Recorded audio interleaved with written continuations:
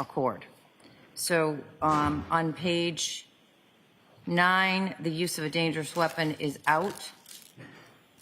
On page 17, the stipulation, separate instruction, I incorporated that into the evidence instruction. On page, it was on page 19, so what I did is I just added into page 19 some text. It's the second sentence. The evidence consists of the testimony of the witnesses, as you recall it. And then I just added in there the things that were marked as exhibits and the stipulation/agreements of the parties, rather than have it as a separate to-do. Just making it a little bit more streamlined. I edited out the last sentence of graphic photos. Instruction on page, I think it goes to the top of full page 18 as irrelevant to this case. And I also have removed the separate section later on page 18 about opinion testimony as repetitive of the expert testimony section above.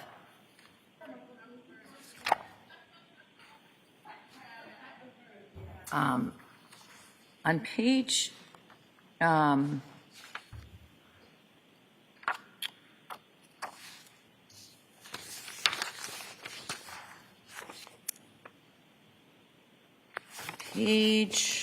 old page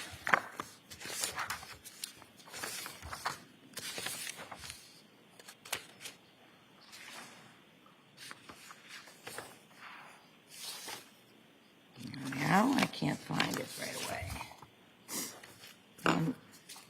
You may know where it is when you read through it. It says you'll have all the evidence with you. And I removed the non-relevant weapon and put in including the tools. But as I was thinking about that last night, mental note was, what does the Commonwealth, or how does the Commonwealth intend to safely put those tools? So what I've done in other places, or what I've seen done in other places, and it most often comes up in the context of a knife going back. I've seen other DA's offices basically take the knife and it's like they put it on a hard board and then they strap it down. So the jury can see the item but can't hurt themselves unwittingly with the item. It seems that the same could be done of the tools in this case, if you have the capability to do that. I think I've seen that done in Middlesex, Plymouth. That's what that's how they sort of handle the issue. How are you planning on handling it? We're working on it this morning, though. Okay. So what I have in my mind, just so that, and I think law enforcement in the past has done it for the DA's office, so they may have the strapping mechanisms. But as long as I'm assured that they can go in safely to the jury deliberation room, either with a sheath cover on it or preferably strapped down to a hard board, it seems to me that that would be a good approach. Anybody object to that? No, Your Honor. We'll work with defense counsel, but we're trying to get some supplies to do that this morning. All right. We don't have any objection. So I passed out to you two versions. I went back to look at different instructions I have. I looked at a few different things, and this relates to the direct and indirect evidence instruction. And the version 1 is what I will call I put this in air quotes, I'll call it the Superior Court version of or what I most often see in the Superior Court, which is different than the District Court version, which is a little clunkier, I think. But anyway, you always like what you like, right? That is probably the more traditional old-fashioned, perhaps. As I read through it last night, I think it reads better than the version that I put into the first draft, but I don't have strong feelings about it. So if we have agreement between the parties as to which one you like better, I'm happy to read that. I think both of them are accurate representations of the law. I have a preference for version 1.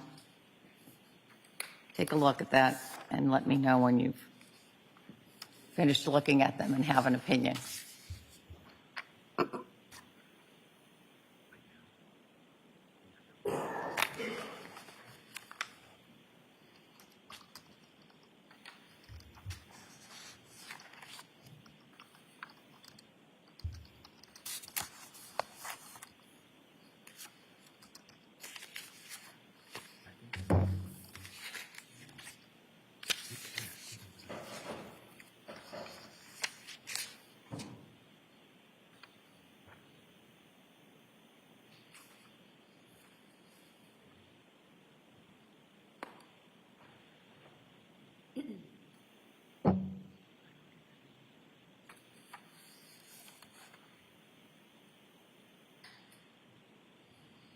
Your Honor, the Commonwealth doesn't take a position. Neither one seems Fine. reasonable.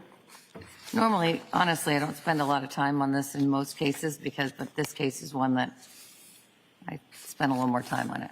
Yes, Attorney Porges. Your Honor, we're requesting version 2.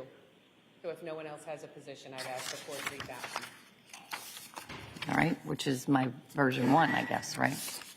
It's the version that was in the instructions yesterday. I believe so. All right. Both are correct recitations of the law, so if you wish to draw from any of them, they're all good. And I'm not sure that they make a huge difference. All right. Any other edits to the draft instructions beyond those that I've just incorporated? Your Honor, on page 12 of the 155 instruction on reaching a verdict, I believe there's some references for each charge, and I would suggest that that might have been a carryover, the plural version. The 4-person? I have page 12, reaching a verdict, the third paragraph for each charge, For the charge, yep. and then has proved every element of the charge beyond a reasonable doubt, then you should find that Mr. Walsh is guilty of the charge or just is guilty.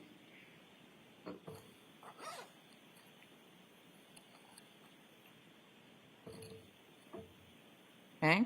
In the next paragraph, And same thing, particular? yes, Your Honor, particular, and then the on that charge.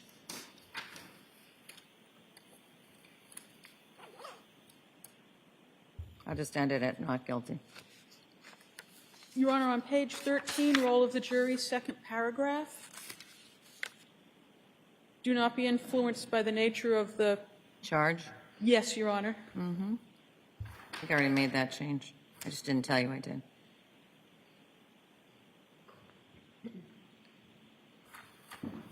Your Honor, on page 31, alternate jurors, I believe there's a reference to 3, and I believe it's 4. It is. I made that change later in the day, too, and I didn't tell you about that either. That's all the Commonwealth has identified, Your Honor. Thank you.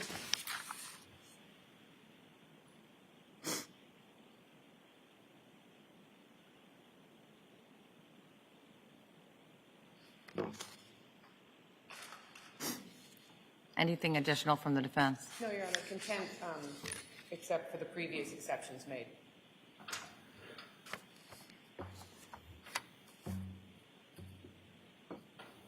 Although now I think most of the previous exceptions you made have been removed. Just being cautious. But I get the point. All right, let me step off the bench quickly and make these changes. And the reason for that is I want you to each have a all to have a copy so that you can follow along while I'm doing it. It shouldn't take me very long. All right.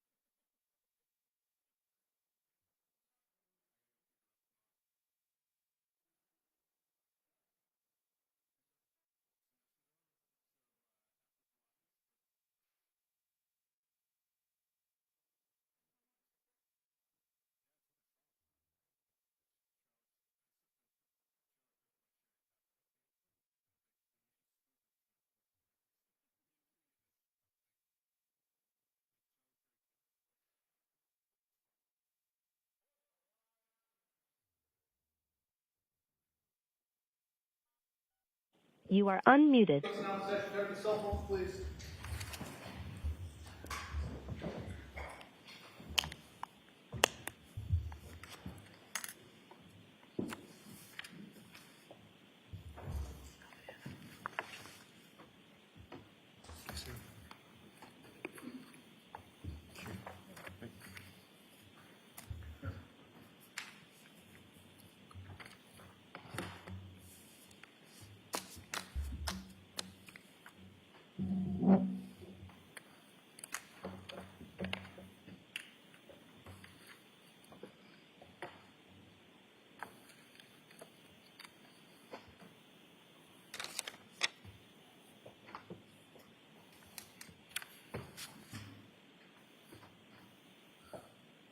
Everyone all set?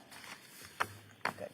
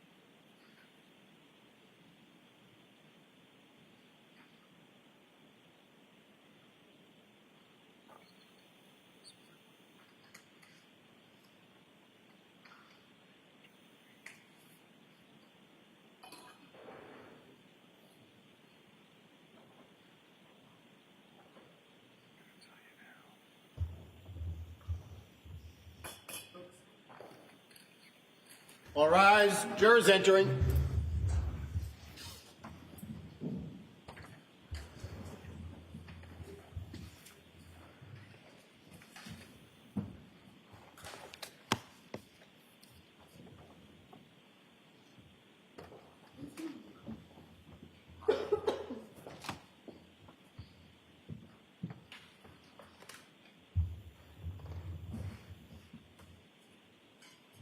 Hear ye, hear ye, hear ye. All persons having anything to do for the Honorable Justice Diane Frenier, Justice of the Norfolk Superior Court, Ron Air, give your attendance and you shall be heard. Let's have the Commonwealth of Massachusetts in this honorable court. Please be seated. Please turn off your cell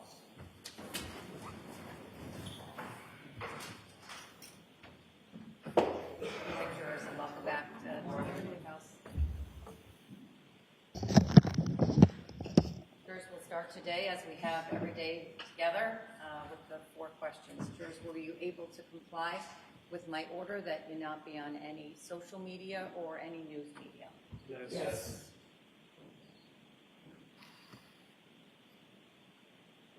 And were you able to comply with my order that you not do any research about this case? Yes.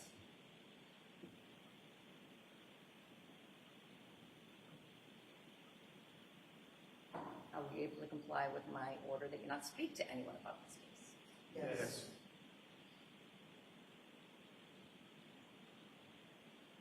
And do you all still have open minds? Yes.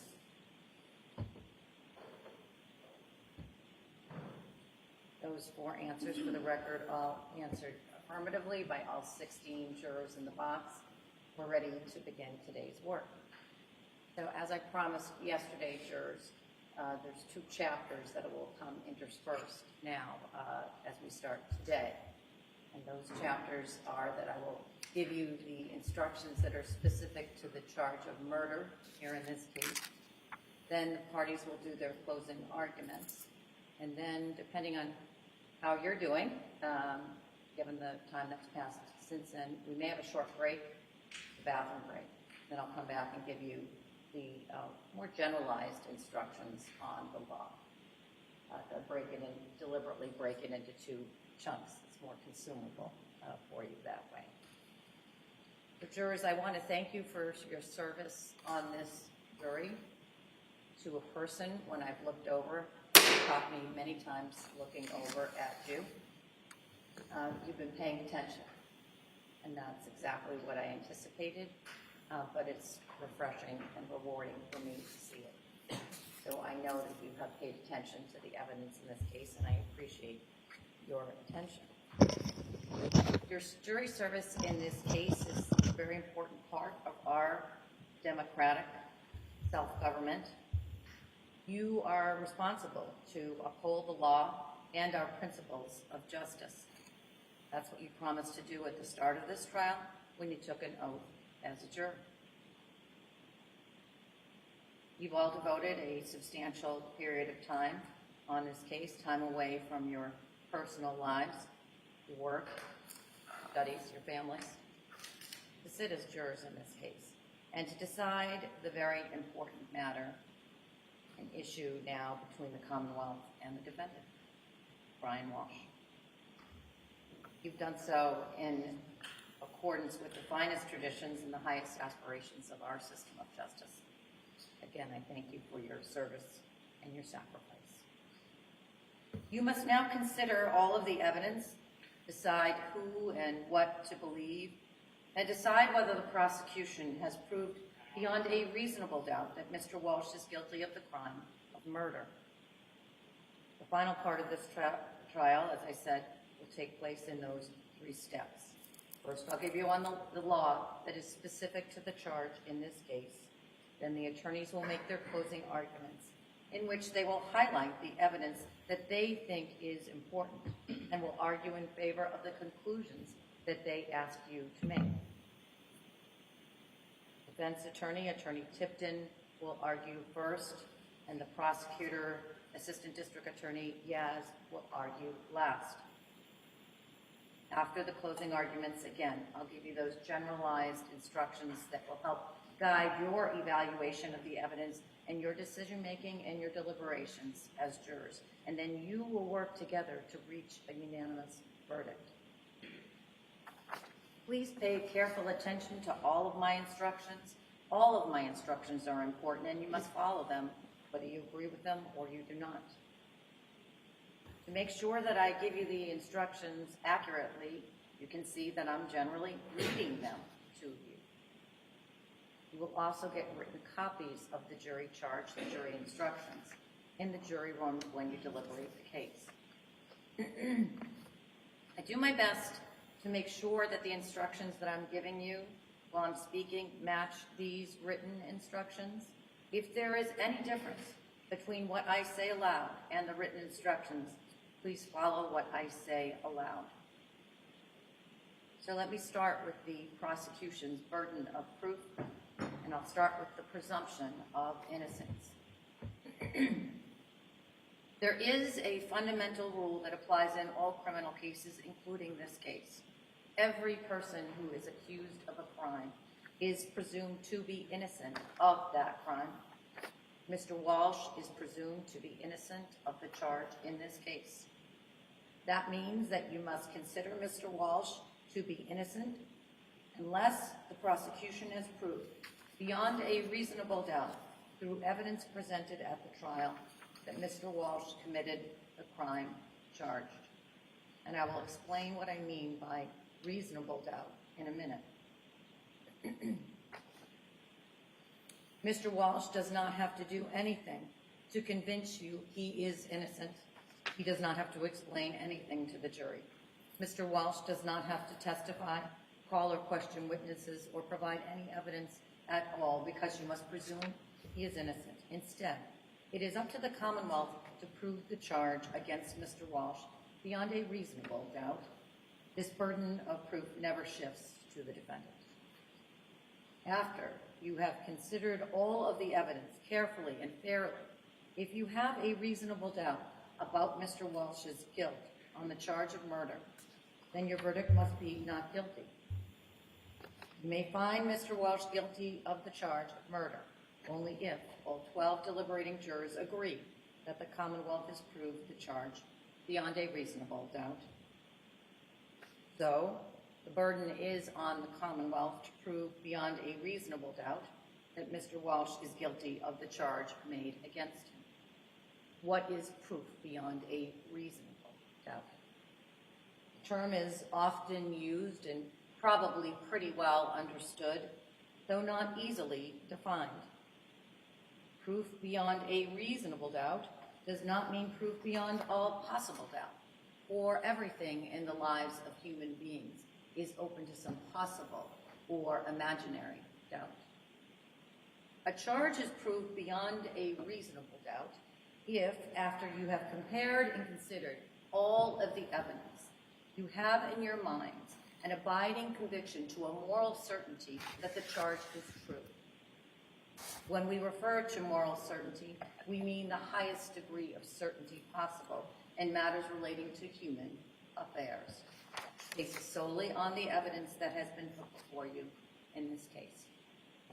I've told you that every person is presumed to be innocent until he or she is proved guilty, and that the burden is on the prosecutor. If you evaluate all of the evidence and you still have a reasonable doubt remaining, the defendant is entitled to the benefit of that doubt and must be acquitted. It is not enough for the Commonwealth to establish a probability, even a strong probability, that the defendant is more likely to be guilty than not guilty. That is not enough.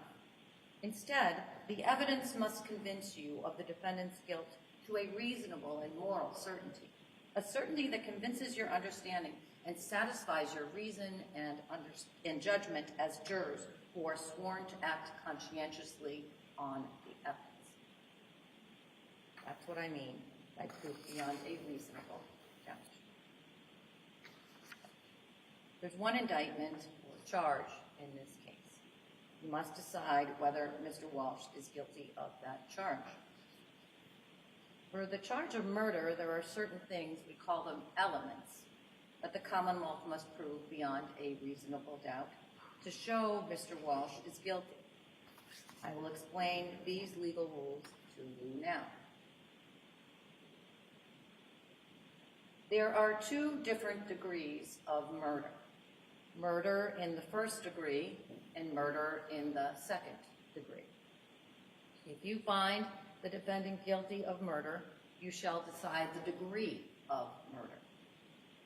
Commonwealth alleges that the defendant committed murder in the first degree on a theory of deliberate premeditation. To find the defendant guilty on this theory of murder, you must be unanimous. That is, all of the deliberating jurors must agree that the Commonwealth has met its burden of proving every element of this theory beyond a reasonable doubt.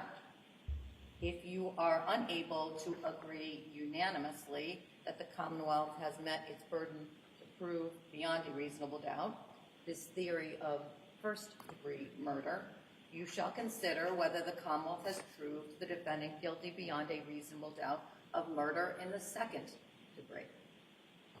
I'll begin by instructing you now on the elements and the additional requirements for the proof of murder in the first degree with deliberate premeditation, and then I will next instruct you on murder in the second degree. Murder with deliberate premeditation. To prove the defendant guilty of murder in the first degree with deliberate premeditation, the Commonwealth must prove beyond a reasonable doubt the following three elements. First, that the defendant caused the death of Anna Walshe. Second, that the defendant intended to kill Anna Walshe.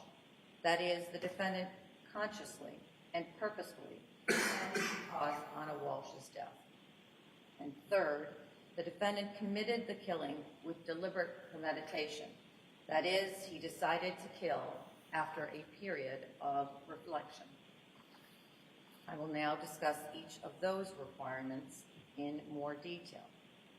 The first element is that the defendant caused the death of Anna Walshe. A defendant's act is the cause of death where the act in a natural and continuous sequence results in death, and without which death would not have occurred. The second element that the defendant intended to kill Anna Walshe. That is, the defendant consciously and purposefully intended to cause Anna Walshe's death. The third element is that the defendant committed the killing with deliberate premeditation. That is, he decided to kill after a period of reflection. Deliberate premeditation does not require any particular length of time of reflection. A decision to kill may be formed over a period of days, hours, or even a few seconds. The key is the sequence of the thought process. First, the consideration whether to kill. Second, the decision to kill. And third, the killing arising from that decision. There is no deliberate premeditation where the action is taken so quickly that a defendant takes no time to reflect on the action and then decides to do it. Murder in the second degree. In order to prove murder in the second degree, the Commonwealth must prove the following elements. First, that the defendant caused the death of Anna Walshe. Second, that the defendant A, intended to kill Anna Walshe, or B, intended to cause grievous bodily harm to Anna Walshe, or C, intended to do an act which, in the circumstances known to the defendant, a reasonable person would have known created a plain and strong likelihood that death would result. I will now discuss each of these requirements in more detail. The first element is that the defendant caused the death of Anna Walshe. The defendant's act is the cause of death. The act, in a natural and continuous sequence, results in death, and without which death would not have occurred. As you can see, the second element has three sub-elements, which I'll call prongs. And the Commonwealth satisfies its burden of proof if it proves any one of the three prongs beyond a reasonable doubt. The first prong, the defendant intended to kill, is the same as the second element of murder in the first degree with deliberate premeditation. The second and third prongs are different from any element of murder in the first degree with deliberate premeditation. The second prong is that the defendant intended to cause grievous bodily harm to Anna Walshe. Grievous bodily harm means severe injury to the body.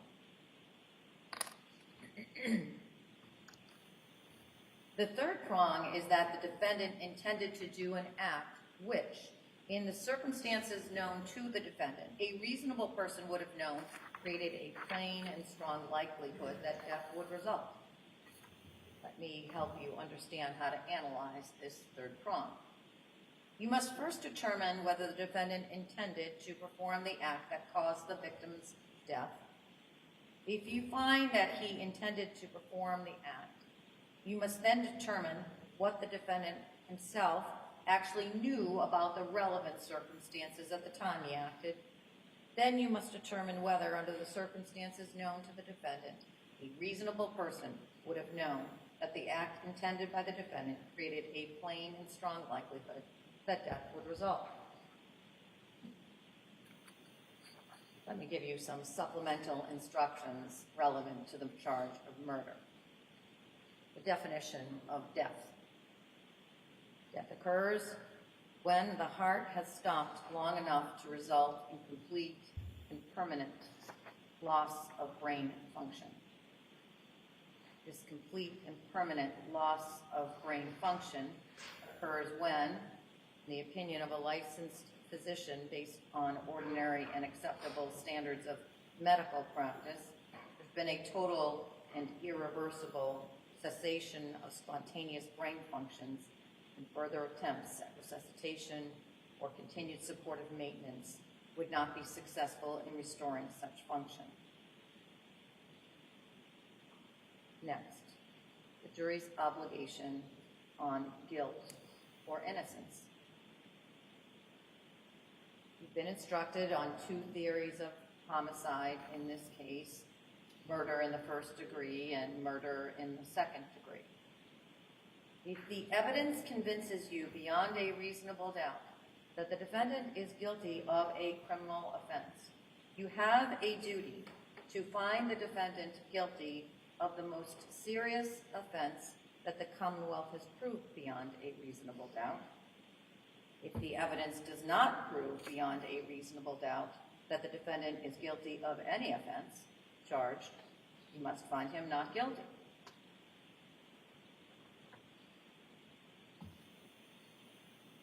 Do either counsel need to see me? No, Your Honor. Be happy to see you.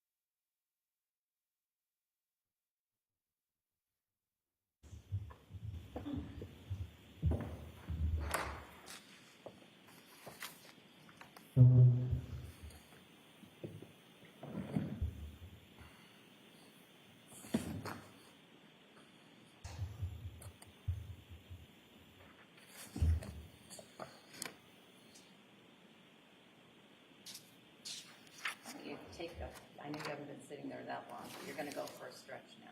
So I'm going to ask you to stand up. And, as I said to you before, shake a leg.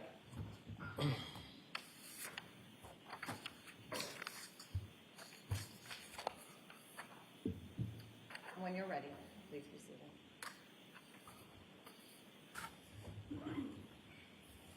So, jurors, I'm about to conclude my first set of the instructions to you, and we're going to hear the closing arguments of counsel next. This is an important part of the trial because it's the final opportunity that the lawyers have to address you.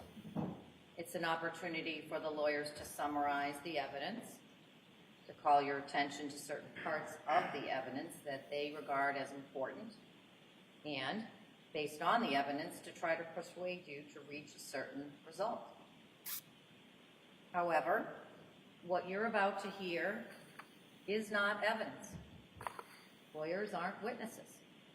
All of the evidence in this case has been presented to you through the testimony of the witnesses, the exhibits, stipulations, which you have before you. And as to the exhibits, you'll have an opportunity to examine those in detail and consider them during your deliberations. Our rules are designed to ensure that the parties receive a fair trial, and they therefore prohibit the attorneys from making certain types of arguments in an effort to persuade you to reach a certain result or to favor or discredit either party. For example, the lawyers are not permitted to refer to facts that are not in evidence in this case. If, based on your memory and understanding of the evidence, a lawyer does this, you should disregard that comment. The attorneys are not permitted to express their personal beliefs in the credibility or lack of credibility of any witness who testified in this case. That determination is entirely for you to make. If a lawyer makes such a comment, you should disregard that comment. This case must be decided based solely on the basis of the admissible evidence and the law that I'm teaching to you. Attorneys are not permitted to persuade you for or against either party by appealing to human passions or prejudices. If a lawyer makes such a comment, you should disregard that comment. If you become conscious of any passion or prejudice as you consider the evidence and engage in your deliberations, you must put these feelings aside and not permit them to influence your thinking. With that, we'll turn to the closing arguments. As is the custom, we'll hear first from the defense. Attorney Tipton.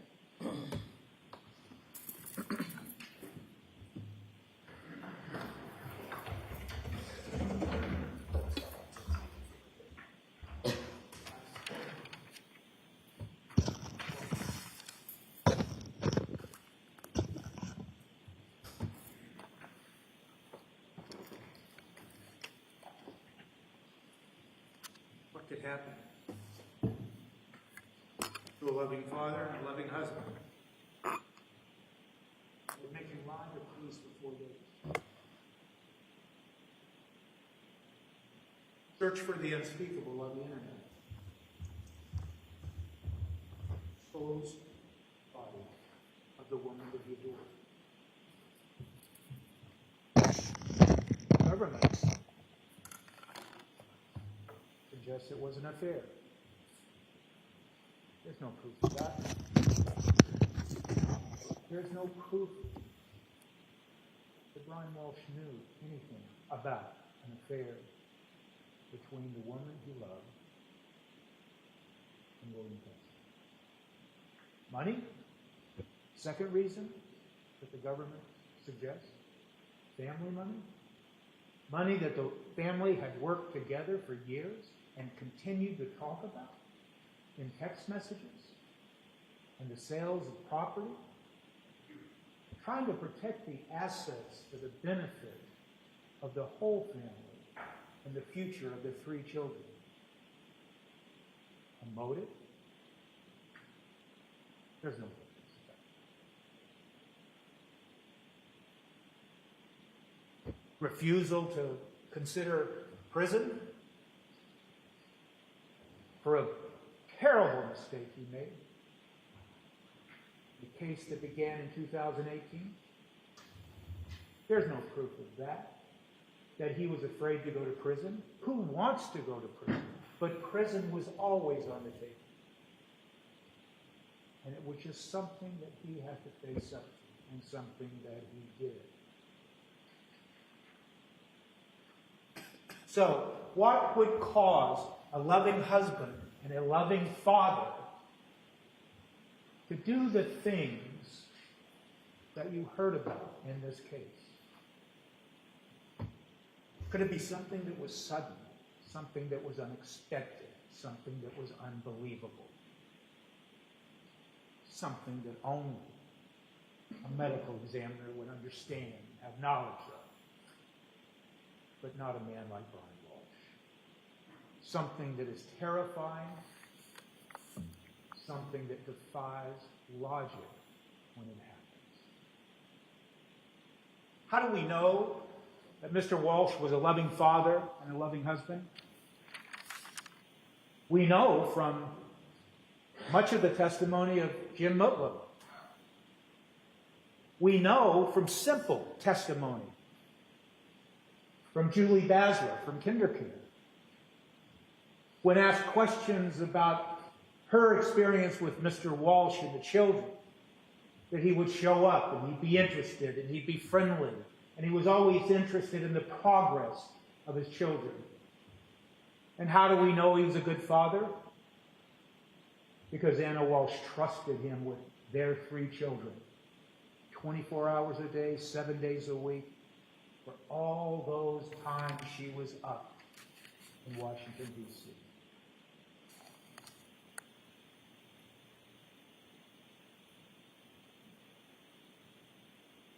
The unthinkable happens. It happens in a variety of ways. And the Commonwealth must prove to you beyond a reasonable doubt that a homicide occurred, that a killing occurred. Nothing proves that beyond a reasonable doubt on the facts and circumstances and the evidence presented to you. There's evidence that he lied to the police. There's evidence that he searched the internet. There's evidence that he disposed of a body. But there is no proof in all of the evidence that you have heard and been presented that he ever once thought about harming the woman he loved. That he ever thought about harming the woman he loved. That he ever planned to harm. That he ever intended to harm. So, when we talk about the evidence of the affair, when we talk about evidence of financial concerns, when we talk about evidence of being ready to go to prison, those are the motives that the Commonwealth needs to prove to you to support any notion that a loving husband and a loving father would kill his wife. And the evidence suggests there was no motive at all. And without a motive, without a reason that is based on facts and circumstances, logic and understanding, without that, you have a sudden and unexpected event that results in confusion, and panic, and fear.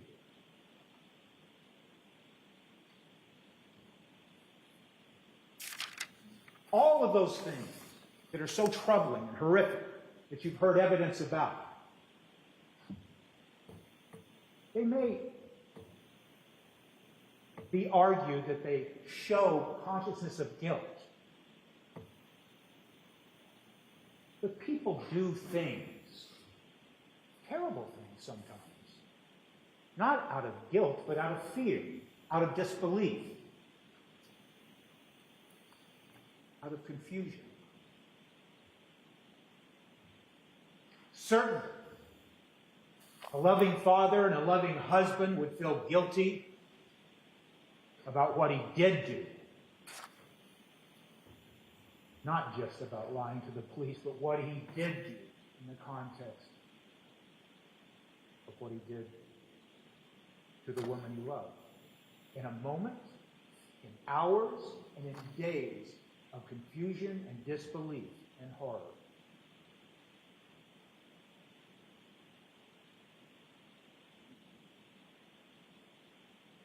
But that feeling of guilt had nothing to do with the killing, because he never killed Anna Walshe. You will hear arguments that you've seen the evidence that might evoke emotion. Who wouldn't feel emotional in what you've heard, what you've seen? But your obligation, and I don't mean to sound like I'm lecturing you at all. Her Honor will instruct you on the law, and that is not my province, but you cannot base your verdict on sympathy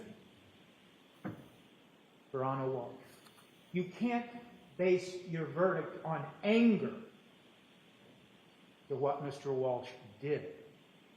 You can't base your verdict on passion, based on the evidence that you've heard that is upsetting and terrifying and at times disgusting.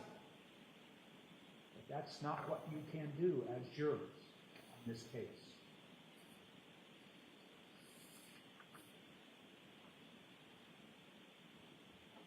At the beginning of this case, when you were sworn as jurors, you might not recall it, but the clerk of this court read you some words.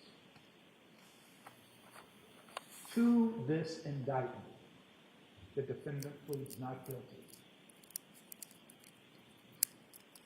He places himself before this country which you are, the obligation that you have accepted in this case is unlike perhaps any obligation that you've ever accepted in your life. Perhaps.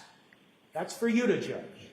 But your obligation requires that without passion and without anger and without sympathy, that you assess the facts as troubling as they are, and at times as horrific as they are, and make your verdict rest on the evidence, and nothing less and nothing more. Unbelievable, facts that don't make sense at times, something that is incongruent. An example of that is the end of Mr. Jim Mutlow's testimony, where for almost an hour he talked beautifully about the love between these two people. that he talked glowingly about Mr. Walshe. And then toward the end of his examination, he wanted to say something about now he was thinking there might have been some kind of problem. And reflect upon the evidence that he gave of a phone call he had with Mr. Walshe on the 4th, when the conversation was confusing to Mr. Mutlow, confusing where he kept asking what could have happened that would result in Anna Walshe leaving. The lie that Mr. Walshe was telling people out of fear that no one was going to believe him about what happened, so he lied. But consider the way that Mr. Mutlow had a terrible time trying to understand that. And why? Because he knew both of them. Because what he was thinking, why would Anna Walshe leave? They love each other. I know them both. It makes no sense. And that is what happens when something happens that is totally confusing. You just can't believe it. And you seek answers. You yearn for answers that make sense of something. And when something sudden and unexpected happens, something tragic, your ability to come to terms with it, when it's such a dynamic, such a tragedy, you change. You change.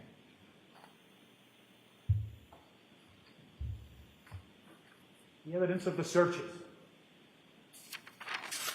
The dark, troubling evidence of the searches.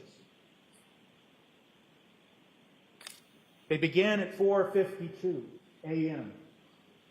on January 1st of 2023. And the first one is, how do you dispose of a body? It causes chills. It causes disgust. Look at all of those searches. Think of how they evolved. Consider how they go from one subject to another in rapid fashion. Searches conducted by a man that is in disbelief, in confusion. 5 hours spending with his wife on New Year's Eve, enjoying life, talking about the future. And then the sudden and unexpected tragedy happens, and it doesn't make sense. If Mr. Walshe began to make those searches with murder in his heart as a result of murder, then why isn't the first search how to dispose of a body after murder? Because that's the search that occurred 6 hours later. And when you see that word murder, no one would not react to that word. And certainly as jurors in this matter, you're expected to react in a way to that. What does that mean? Does that mean that he in fact murdered his wife?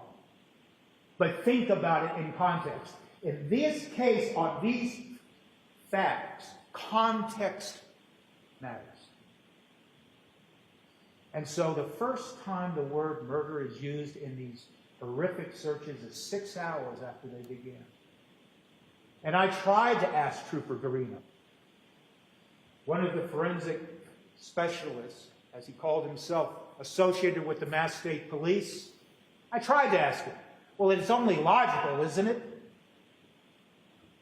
that if you don't get results, you change the wording.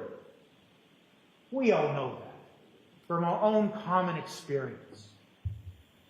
And you look at those searches that came and went during this time, and the results had to do with funeral parlors and cemeteries and things like that. Mr. Walsh, given the tragedy that occurred to his wife, and given the time that had passed and his fear and disbelief, he couldn't call a funeral parlor. You need to try to understand, what can I do?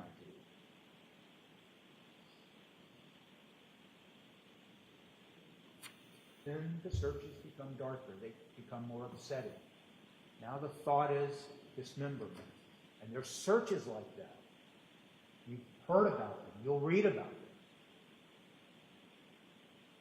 And then you see searches that cover days. And there's searches about cleaning. And there's searches about how to clean up. You'll read them.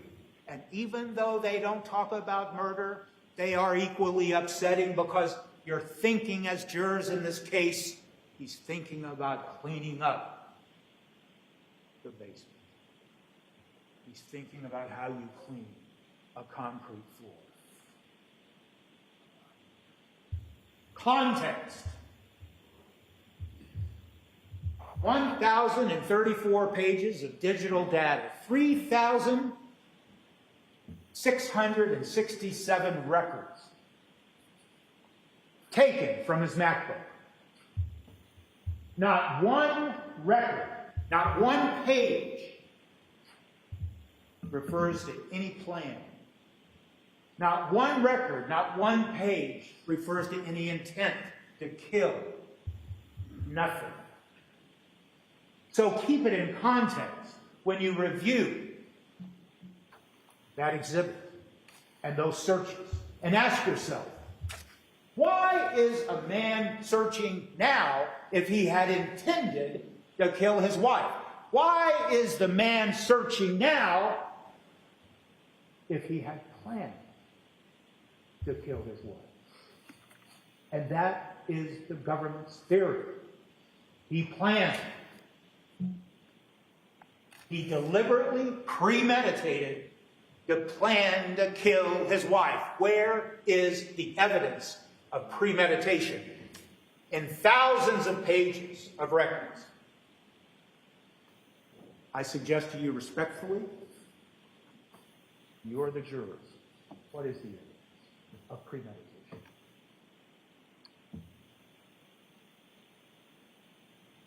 There's evidence of a knife.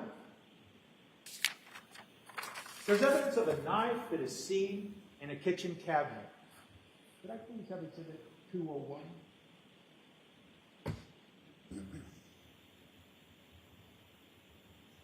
And next exhibit 202. And finally exhibit 203. The knife. It was above a refrigerator. It was in plain view. Had no visual red blood stain. And yet the government wants you to think about this knife. So think about it. Don't ignore it. Do not refuse to consider it. Of course you will, but think about it. In a cabinet above a refrigerator. And they first test it with some screening test. It doesn't prove that it has even blood on it. And they take it, and they should. And then, what happens is everybody loses interest in the knife. Everybody, the Mass State Police, the crime lab. There's no further testing of this knife. And ask yourself, if that knife is to be considered a weapon used, then why is it in that cabinet? You have heard evidence of bags and bags being thrown in dumpsters over a period of days. The government wants you to think that Mr. Walsh killed his wife and perhaps used this knife. Then why was it sitting in a cabinet days later in open view for the police? What logic is that? And there is no proof that it had one piece of biological evidence on it tied to any killing or any harm. And they simply lost interest in it. You can take it down now.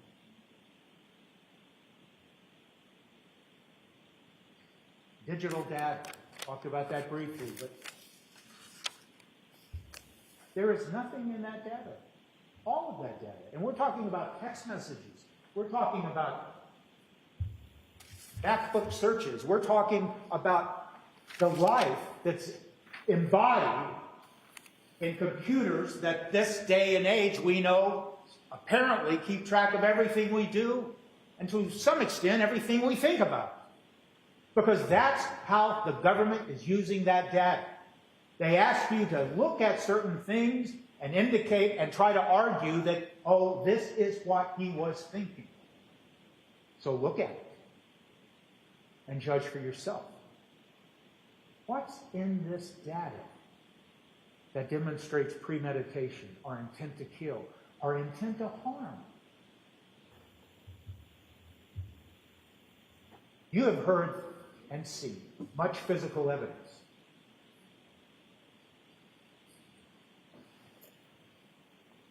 You've seen pictures of gray slippers with blood on them.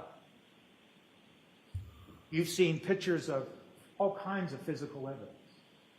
And if the argument is made by the government, something about a dark gray slipper with blood on it indicates that a murder happened because, listen to the argument, of course you will.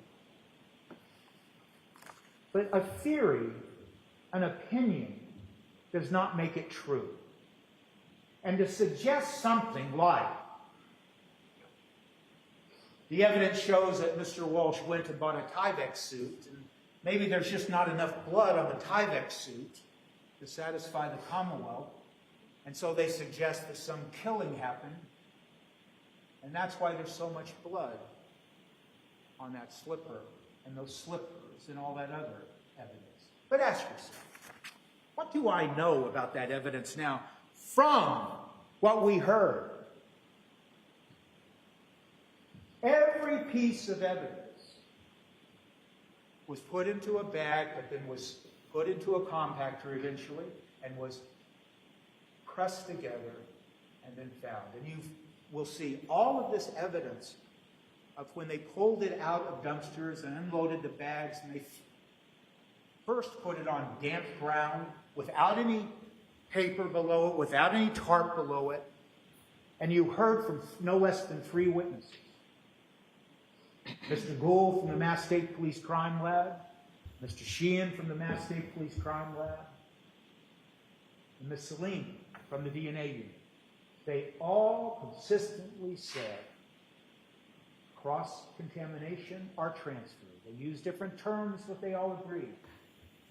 So the evidence, the physical aspect of the evidence, the thing you see in the photographs, the thing you see now if you open up one of the bags and take things out,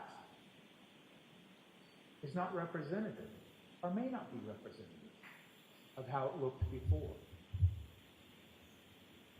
And you must consider that. So when the government makes an argument based on the state of the physical evidence as it appears now, ask yourself, maybe that makes sense, but maybe there's another way of thinking about it. And why is that important to your deliberations? Because you are allowed to rely on what's called circumstantial evidence. You're allowed to rely on inferences. And Her Honor will instruct you on that. I will not.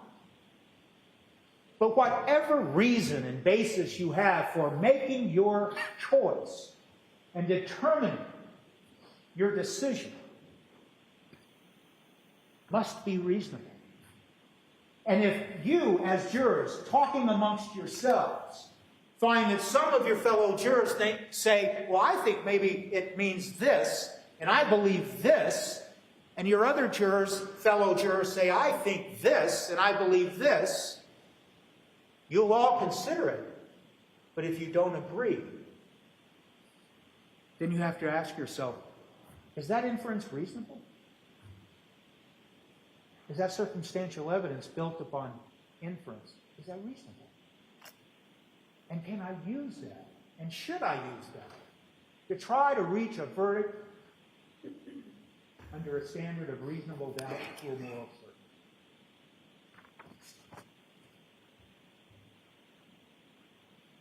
certainty? is the evidence that something violent happened in this house?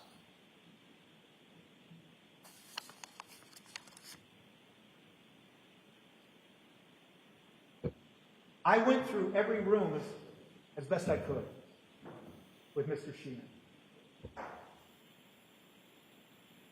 There was nothing found in the upstairs bedroom. There was nothing found in the sinks and basins, showers, of multiple bathrooms. Nothing found, meaning biological evidence that might indicate something violent occurred. There was nothing found in the kitchen other than a knife that they lost interest in. There was nothing found in the living room that had padding around the fireplace to protect the children from falling. There was nothing in that bedroom where Anna Walshe, Brian Walshe, as adults, enjoyed their life together and had spent their life together, perhaps every night, before she moved to D.C. to take that job. How do we know that? We know that because the photographs show there was nothing there. Even what was characterized as red-brown stains on curtains in the bedroom turned out not to be blood at all. We know that because trained examiners from the Mass State Police examined probably every square inch of that house. We know that because we saw photographs in her testimony about floor that was dug up based on their experience and training. That biological evidence, like blood, can fall between the cracks of flooring and reside on the subfloor. And so they tore the floor up, and you saw those photographs, and you'll have them. And nothing was found. Nothing at all. I asked Mr. Sheehan about blood spatter, and he forthrightly and honestly said, I'm not a blood spatter expert. But he explained it sufficiently to you. Someone wielding a knife or a weapon and causes blood to let out of a body, and you look for blood that has spattered with directionality. Nothing. Nothing in the bedroom, nothing in the living room, nothing in the bathrooms. No evidence that blood drained down the drains. Could I have Exhibit 217, please? That test that I asked Mr. Sheehan about, the Serotek Hem test, that checks for hemoglobin, for blood, that test, he agreed, can detect blood at the sensitivity of 20 nanograms per milliliter. 20 nanograms. A nanogram, as he agreed, 1/1000th of a gram. Think of how minuscule that is. And they used that all over the house.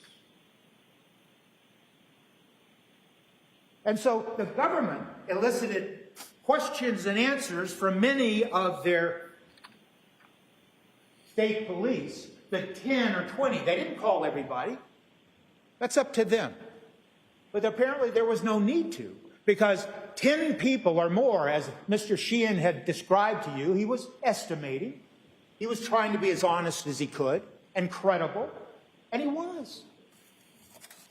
10 people pouring over that house all day on January 8th. 10 more people or more pouring over that house on January 9th with their tools and their experience, and they don't find anything except multiple bloodstains where? In the basement. In the basement. On the concrete floor.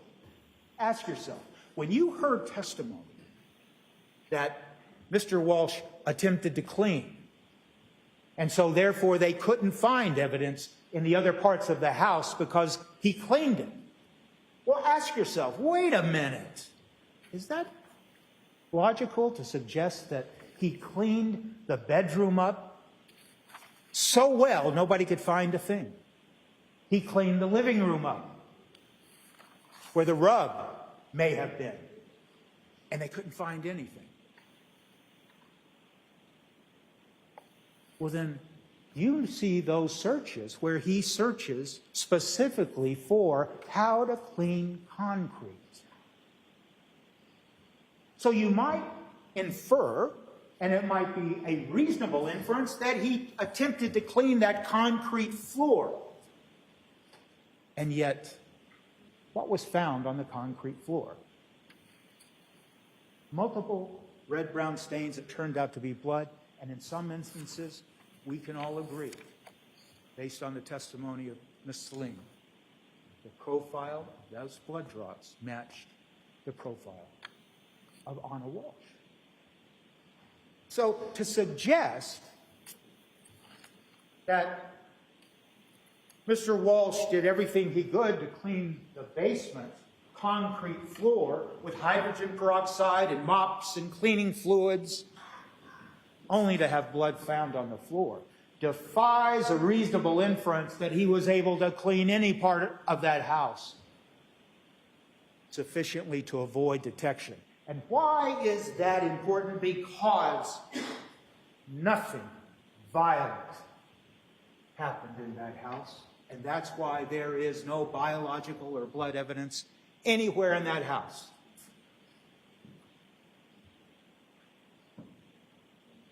The act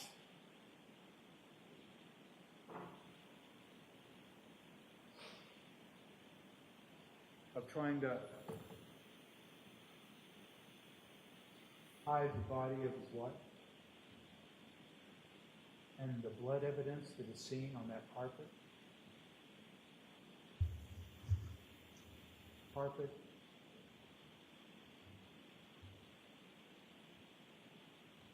That's what happened. There's no blood in the living room. The inference might be that the carpet was taken downstairs.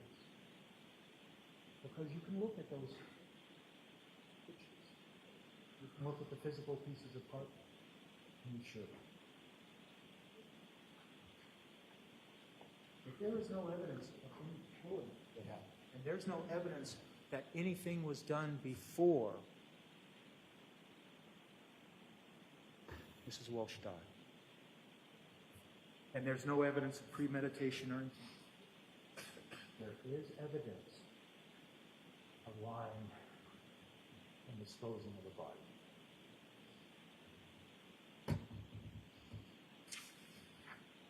You can take that to one statement. So now we look at the evidence, and I'm just going to characterize it.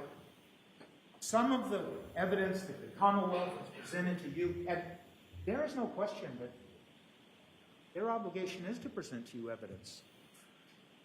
But I just ask you to think about, in some cases, how that evidence was presented to you.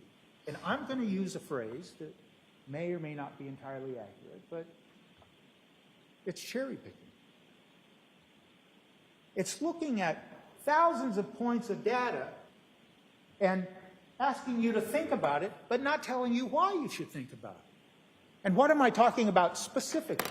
And I'll give you some examples.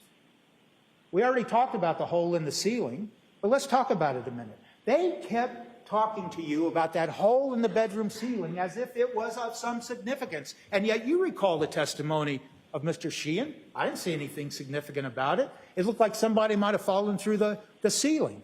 And there's nothing significant about the pieces that Mr. Walsh had stored in the cabinet in that same bedroom. I asked Mr. Sheehan about that.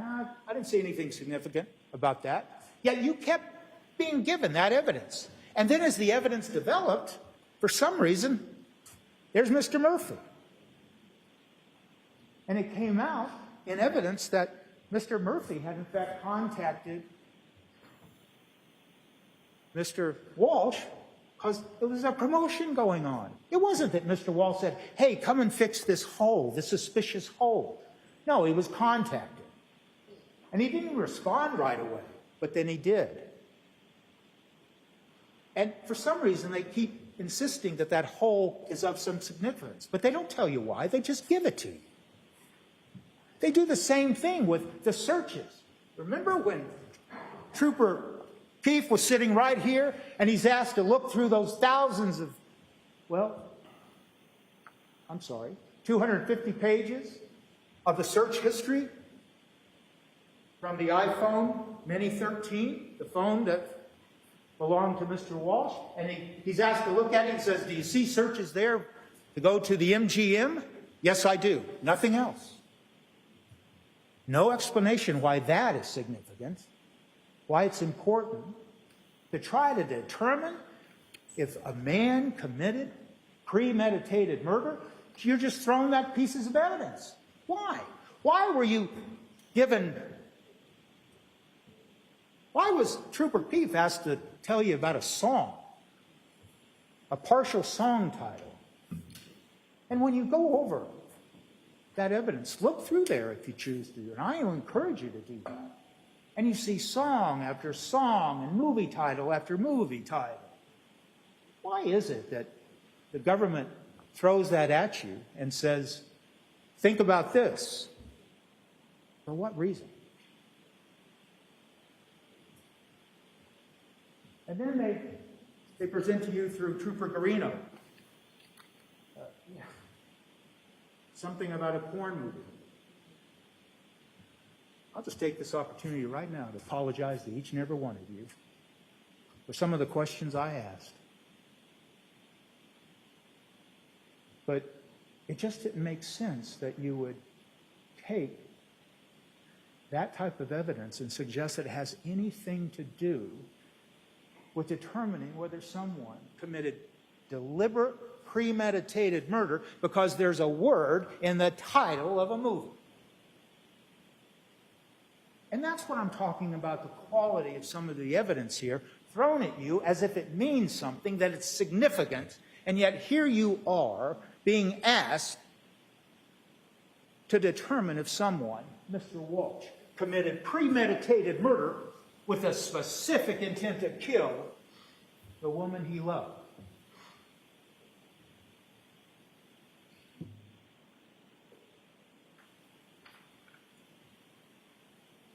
When we talk about premeditated murder, when we talk about planning, you have to ask yourself, did I hear evidence of the conduct of a man who premeditated, a man that had thought about a killing, a man that had planned?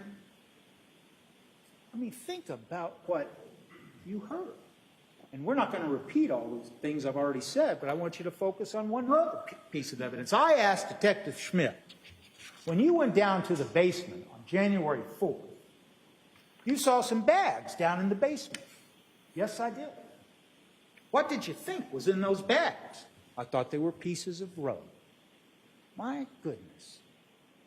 What does that tell you about the thinking process and the sloppiness and the lack of any planning or careful thought that you would expect out of someone who had planned a murder? And then he lets a police officer walk down in the basement, and the police officer, based on his training and experience, uses, I think he said, his boot, and he felt it, and he said, felt like pieces of rug to me.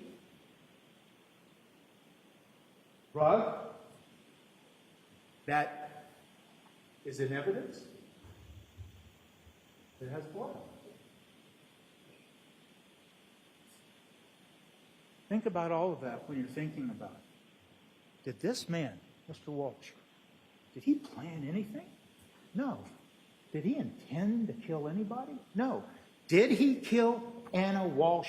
No. The evidence does not support a finding of premeditated murder with specific intent to kill based on the evidence, not based on sympathy, based on the evidence. What's some other evidence that is troubling? Mr. Walsh is talking to the police, and he says, I messenger. When asked about, and we was trying to explain it, things will come up on my phone that I thought were for me, but then it turns out they were for Anna. And so the government seizes upon that evidence. and suggests that there's evidence that Mr. Walsh had seen text messages between Anna Walsh and William Fastow. And those text messages between Anna Walsh and William Fastow, some text messages are placed into evidence, and I'm sure you'll look at them. And why would the government want you to believe that Mr. Walsh saw those text messages? Because some of the entries in those text messages are very upsetting.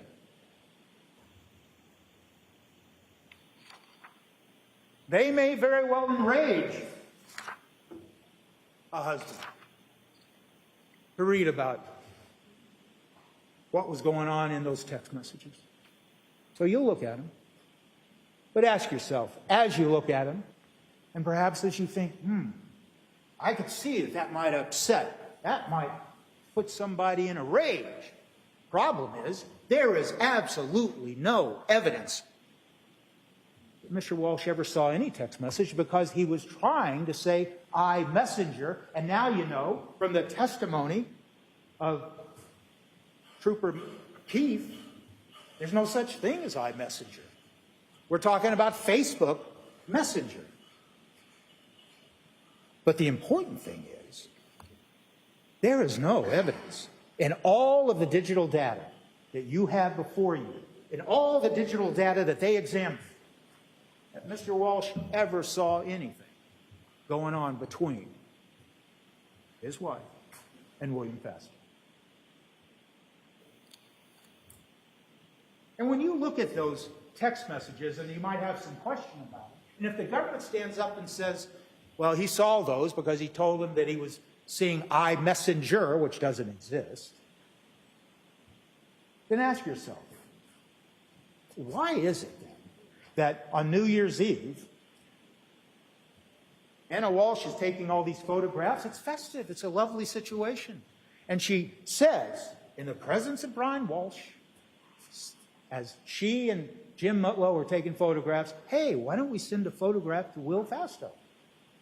And was there any evidence that he reacted, Mr. Walsh?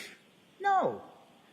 And when asked by Attorney Porges, well, so what happened next? And Mr. Mutlow really took efforts to remember, and then he said, oh, yeah, that happened before the young boy woke up and came downstairs, and that was around 10:30. So if you just think about that, then the festive and jovial celebration continued for another 2 hours. There is no evidence that he reacted. Mr. Walsh reacted to them sending a photo. Why? Because he knew his wife had a crush on Will Fastow, and it didn't even make him jealous. And how do we know that? Because she told her friend, Alyssa Kirby. And Alyssa Kirby was asked, and she said, you know, Anna told me that he didn't get jealous. He's not the jealous type. In fact, I wish he was more jealous. Please consider that in the context of this notion that the motive for a killing that did not occur, but the Commonwealth's theory of a motive is anger over an affair. There's no evidence of that.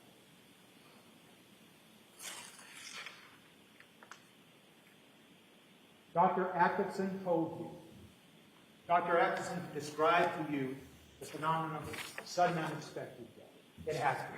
And just because it's rare, and just because the government will undoubtedly argue that that is nonsense, listen to their argument. But Dr. Atkinson made it clear it happens. It happens in young and old, male and female. It happens unexpectedly. In fact, it happens with people who have never manifested any problem before. It happens in athletes.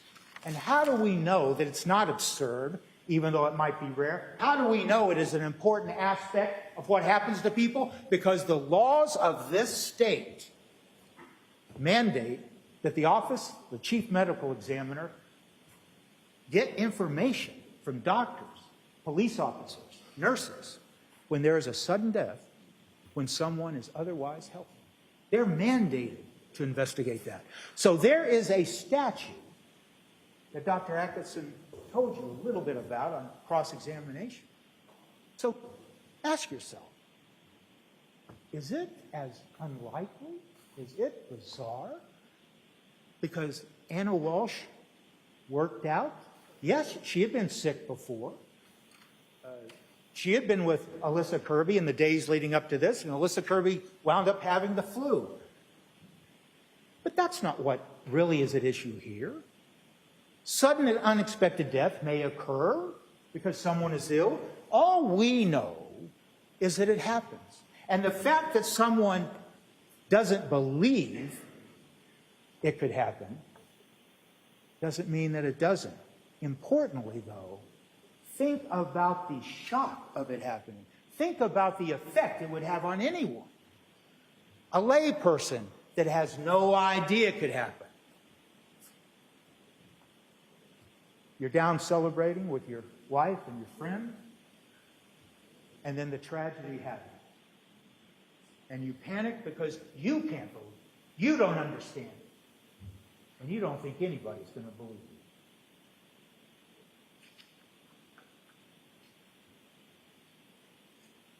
Context. I walked Trooper Keith through all of that information, something that he had not done yet. And so what did you hear? We went methodically. Sometimes, I'm sure for some of you, it was a little painful. It took a little while. But we went through hour by hour, day by day, that basically was the life and the experience that Anna Walshe and her husband, Brian Walshe, were going through in just the days leading up to January 1st of 2023. And what do you see? And you'll have that evidence. You won't have it compiled in the way that I presented it to you, because Trooper Keith never saw fit to assemble it in a way where you could really see what was going on. But what do you see, and what did you learn from the evidence? Two people communicating by phone and by text, talking about sales of property, talking about investments, talking about the future, talking about reinvesting, talking about buying new property in D.C., talking about all of that, and it's all in the text. Joking when Anna Walshe was ill and stayed home and told her husband that in the text. And then they joke about it. I'll get you a plunger. And she responds, it's right there on the text. Joking back and forth in the days leading up to New Year's Eve. I'll tell you what, I'll buy the plunger. You buy me a Porsche. And then you see him shopping for a Porsche for the woman that he loved. How does it go from, I'm going to find you the Porsche you want, that speaks once again to the financial issues that were non-existent? How does it go from that to someone who is purportedly premeditating and intending to kill his wife?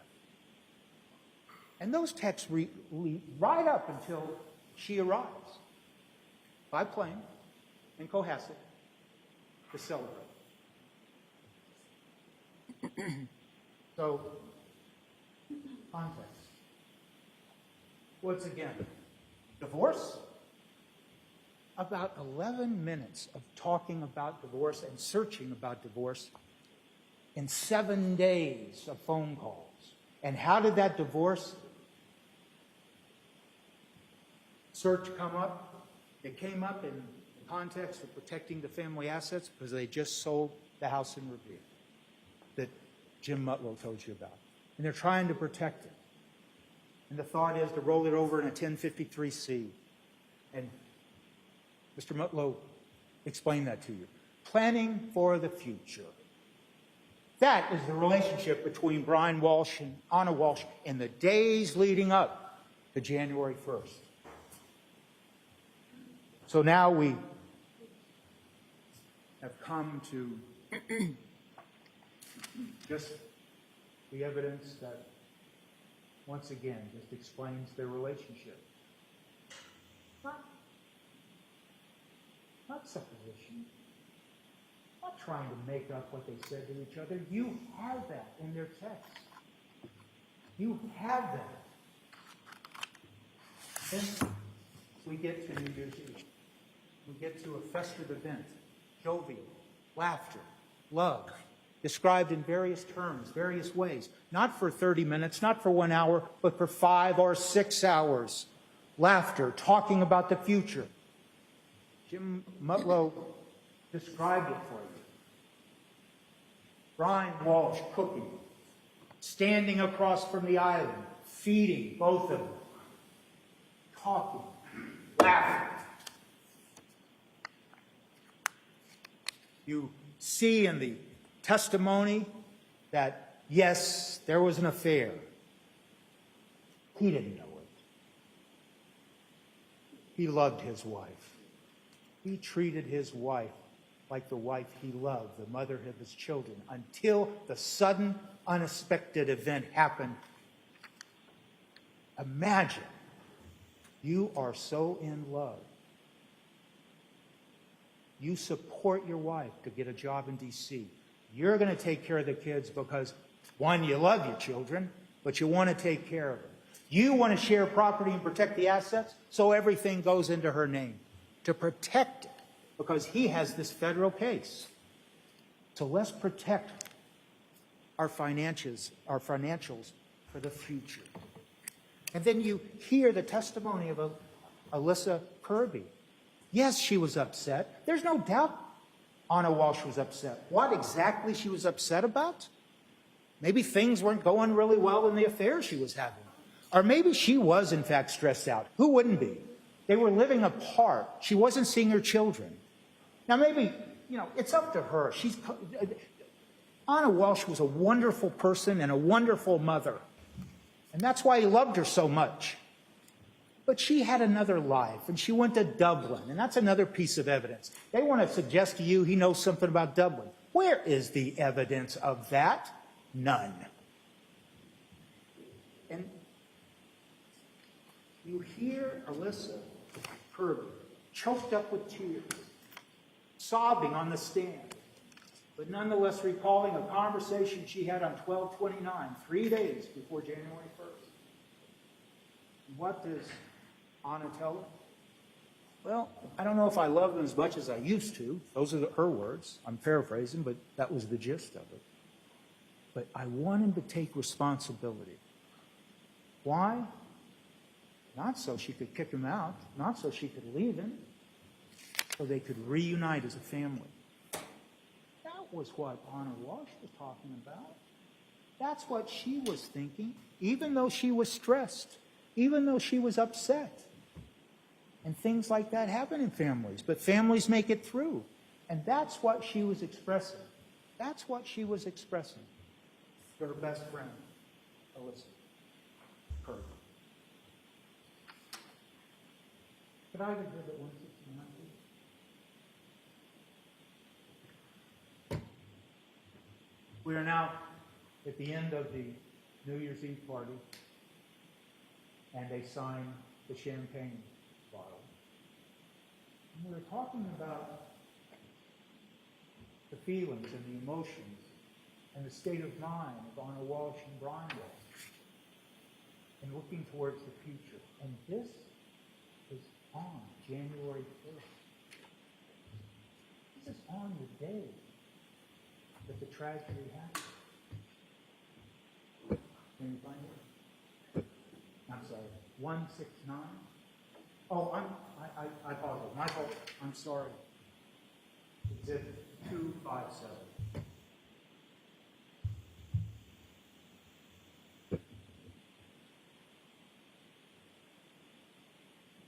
And that's the champagne box that was signed. And what are the words? What a year. And yet we are still here and together. Let's make 2023 the best one yet. We are the authors of our lives. Courage, love, perseverance, compassion. Those are the words of Anna Walshe talking to her husband. Look what she says. What a year, and yet we are still here. What does that tell you? Yes, they had been through a lot. She missed her children. What mother wouldn't? But they were working toward the future. And one final thing. about the state of mind of Brian Walshe at this period of time. He made reservations for a New Year's Day dinner so he could be alone with his wife. And the evidence of that is in these records. And I'm not going to have it called up. I'll just tell you. Exhibit 79, page 186, record 682. That's the data. He's researching where to take her out. And you'll see a reference to Nightingale, a restaurant that I asked Trooper Keefe about. A restaurant that's right on the line of Marblehead and Warren. Exhibit 59, at 12:27, those records indicate that Mr. Walsh credit card used to reserve dinner for $573.76. So him and Anna could spend New Year's Day celebrating. And Exhibit 170, a text from Nightshade Restaurant itself acknowledging the reservation. And those were the plans that he made. And the government will suggest that's some kind of evidence of premeditation. Well, it's not any evidence of anything but love. And I'll just tell you, when you look at that evidence, you'll see that that email exchange was deleted. It's right there in the evidence. And then you heard the federal probation officer saying he wouldn't be allowed to go there. He'd have to get permission. So yes, did Mr. Walsh lie to his probation officer for what reason? So he could take his wife out for a New Year's dinner, and that evidence, and the evidence that you saw in that champagne box, is what their life was right at the moment before the tragedy happened. That is the evidence. I'm sorry I talked for so long. I apologize. Mr. Walsh loved Anna Walsh, the mother of his 3 children. There's no evidence that he deliberately premeditated a murder. There's no evidence that he ever intended to kill Anna Walsh. None whatsoever. Mr. Walsh is not guilty. He's not guilty of murder.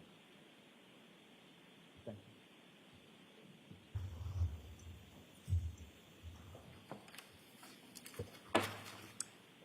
Jurors can't, so why don't you take a moment to stand up?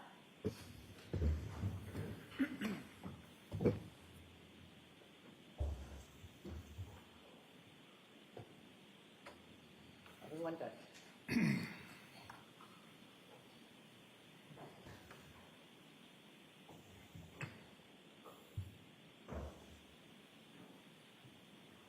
When you're ready, you may be seated.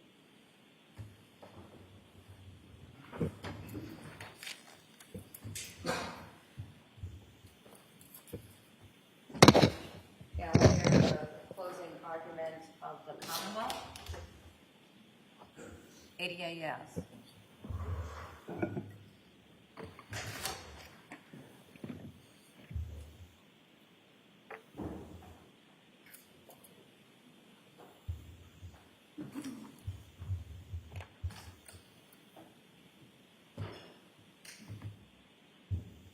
You may proceed. Thank you, Your Honor.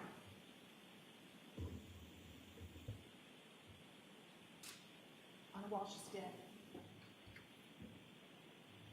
Anna Walsh is dead because he murdered her, and he intended her death. Anna Walsh is not missing.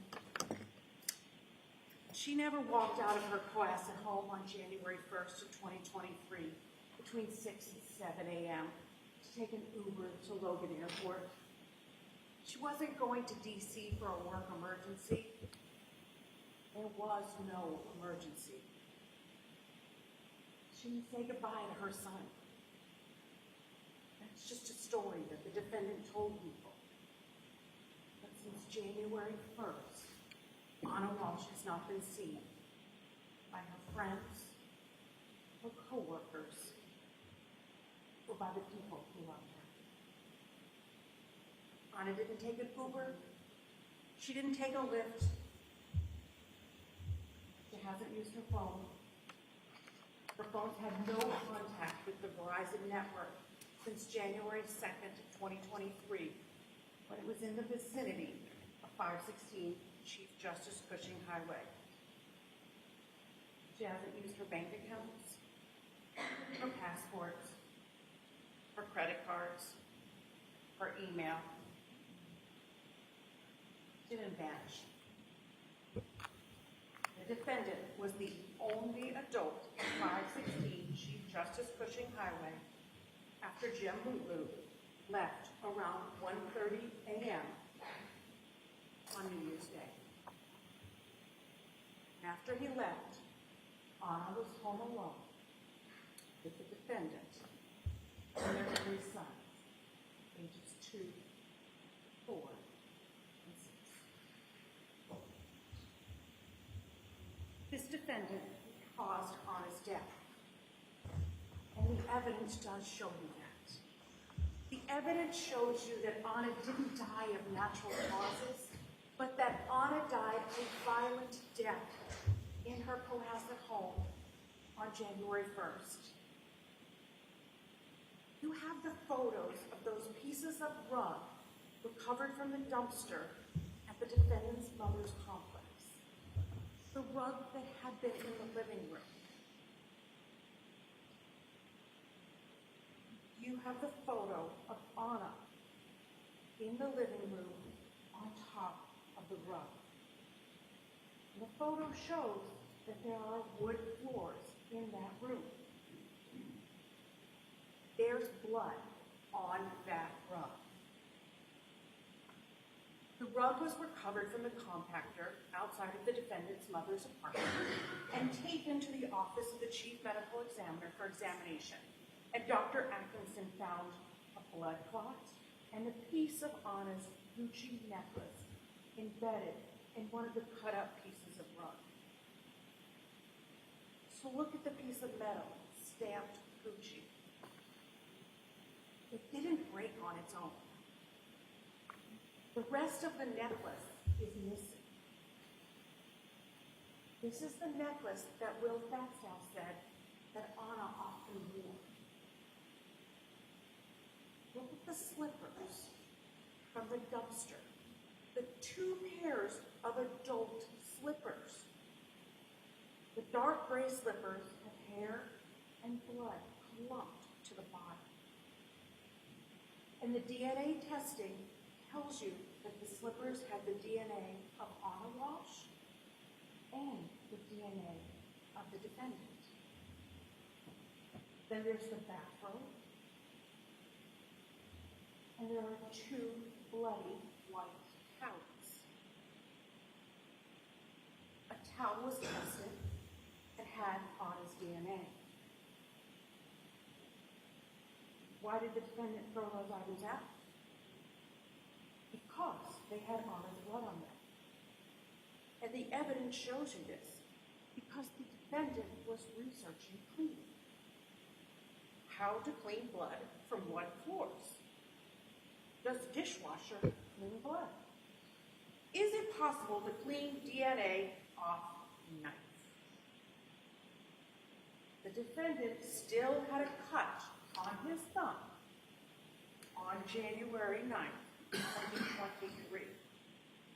And on January 1st, before he even went to Lowe's to buy any cutting instruments, an initial stop that he made when he left his house was to go to Walgreens to buy antibiotic ointment and Band-Aids. Then he went to Vin and Liquors, where the manager identified the defendant, and the defendant threw a bag into the dumpster.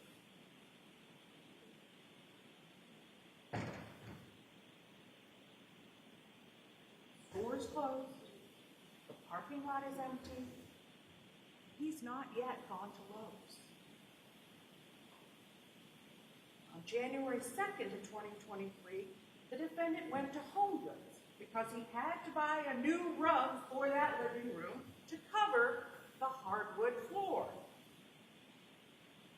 He did this days before the forensic scientists got to the house and knew that the rug had been changed.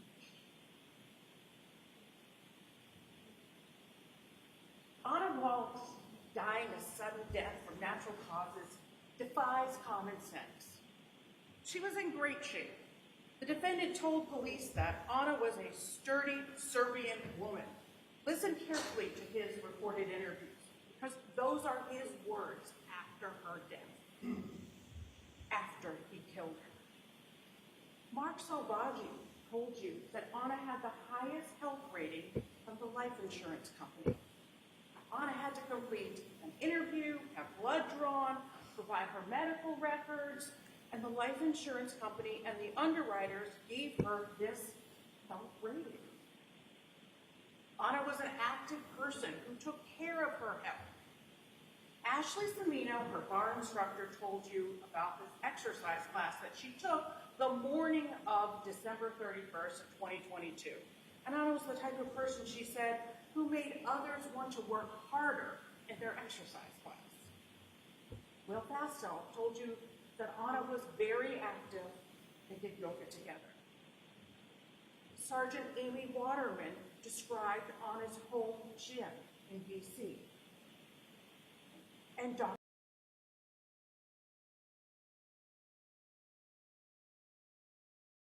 Rare for a 39-year-old in good health to suddenly die of unknown causes. But without a body, it's not possible for the medical examiner to tell you the exact cause of Anna Walshe's death. No autopsy can be done. The defendant deliberately got rid of Anna Walshe's body. The defendant did not want anyone to find Anna's body and to know how she died. So the defendant bought cutting tools at Lowe's and Home Depot, and he cut up Anna's body, the woman that he claimed to love, and he threw her into dumpsters. He was hiding her body.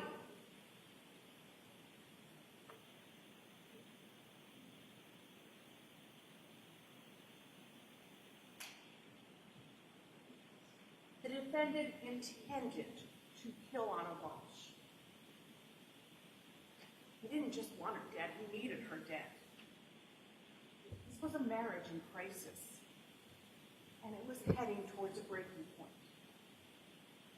It began with the defendant's federal case.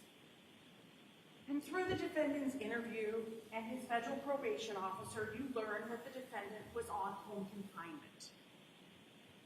He was going to have to pay over $400,000 in restitution, and the case had been pending since 2018. You also learned that the defendant had no assets. He told Jamulu that he only made $50,000 to $60,000 that year, but he had told the police that he had businesses that were not making any money at all yet. Peter Capozzoli told you that the defendant's mother had signed the lease for the Cohasset home, and it was his mother that was paying his rent. Meanwhile, Anna was beginning to thrive. The marriage was beginning to deteriorate.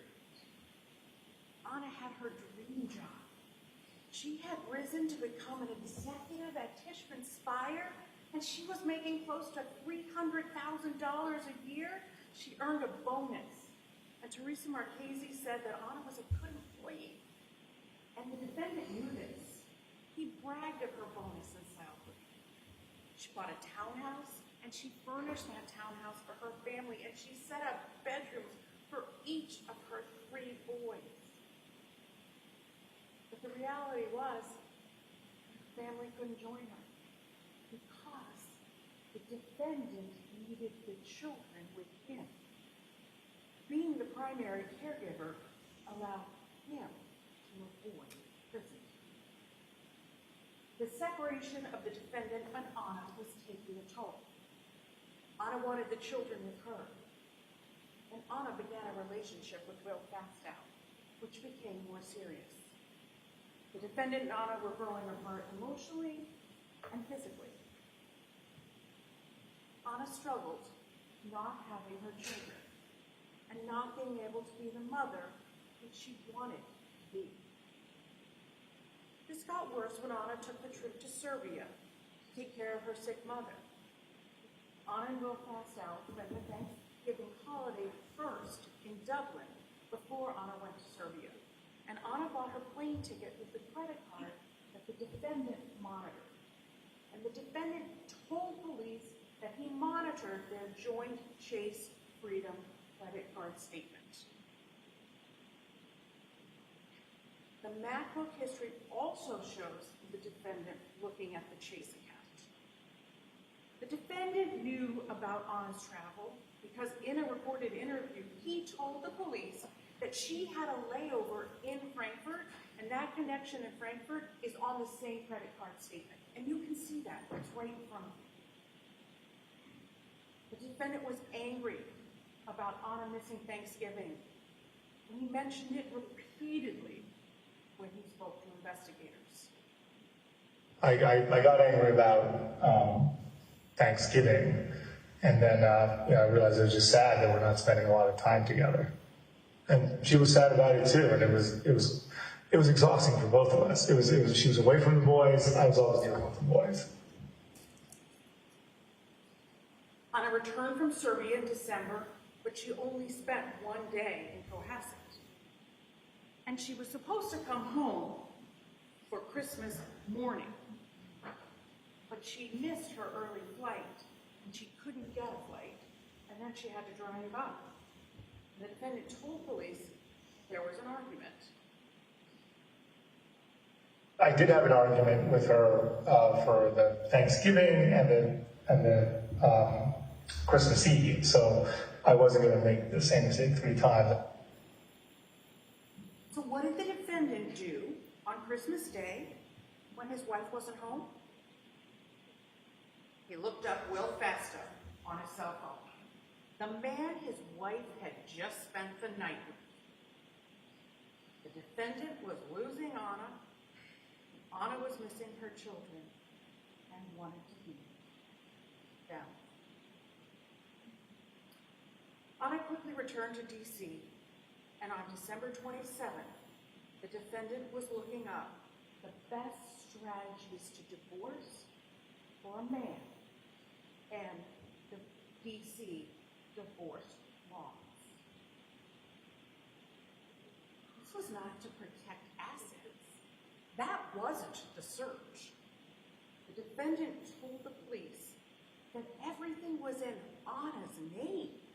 The defendant had nothing without Anna and the kids. And on December 29th, Anna spoke with Jem Mutlu and told him that she was upset about the travel, upset being separated from the children, upset about the defendant's federal case. It was ongoing. It was getting to be too much.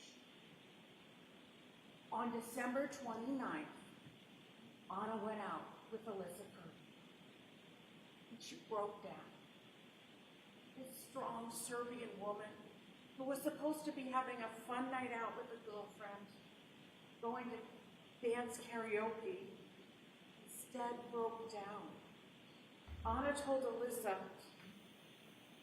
that she had told the defendant that he needed to take responsibility for the federal case, go to prison. She wanted the children with her in D.C., and she and the defendant had not been intimate in close to a year. In Anna's mind, the marriage was broken. Anna even questioned if she could just take the children because she had already established a separate household. She said that she was falling out of love with the defendant. And at home in Cohasset, what was the defendant doing? He was looking up the Mazda building and the FBI raid on the Crossing building. Looking up something that had happened in the spring of 2022 when Anna first started working for Tishman Speyer. Interestingly, this was when the defendant brought up something he brought up in his interviews when he lied about Anna having to leave early for work emergency. This family, the work emergency. The defendant was going to lose Anna, and when he lost Anna, he would probably lose his freedom. Anna would have a house in D.C. and a nice job, and he would likely go to jail. So the defendant pretended. He lulled Anna into thinking that everything was okay. He joked with her about a Porsche. He didn't want her to realize that he was aware of the relationship with Will or her ability to leave him. He wasn't going to let Anna know that she wasn't safe. On December 31st of 2022, the defendant claimed that he could not find his phone.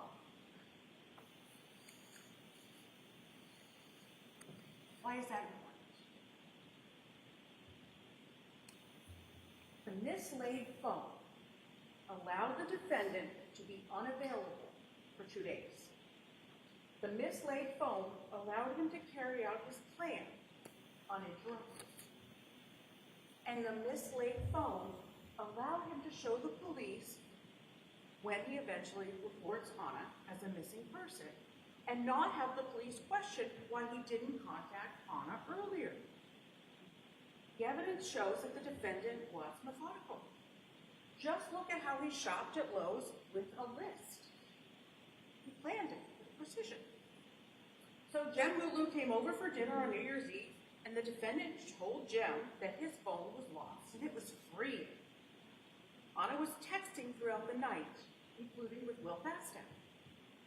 This is now the third holiday where Anna was concentrating on the other man in her life. When Jem left, Anna was alone. She was with the defendant, the man she was cheating on, the man she was telling to take responsibility for his actions, and the man who had her children. The defendant murdered Anna that morning in their Cohasset home.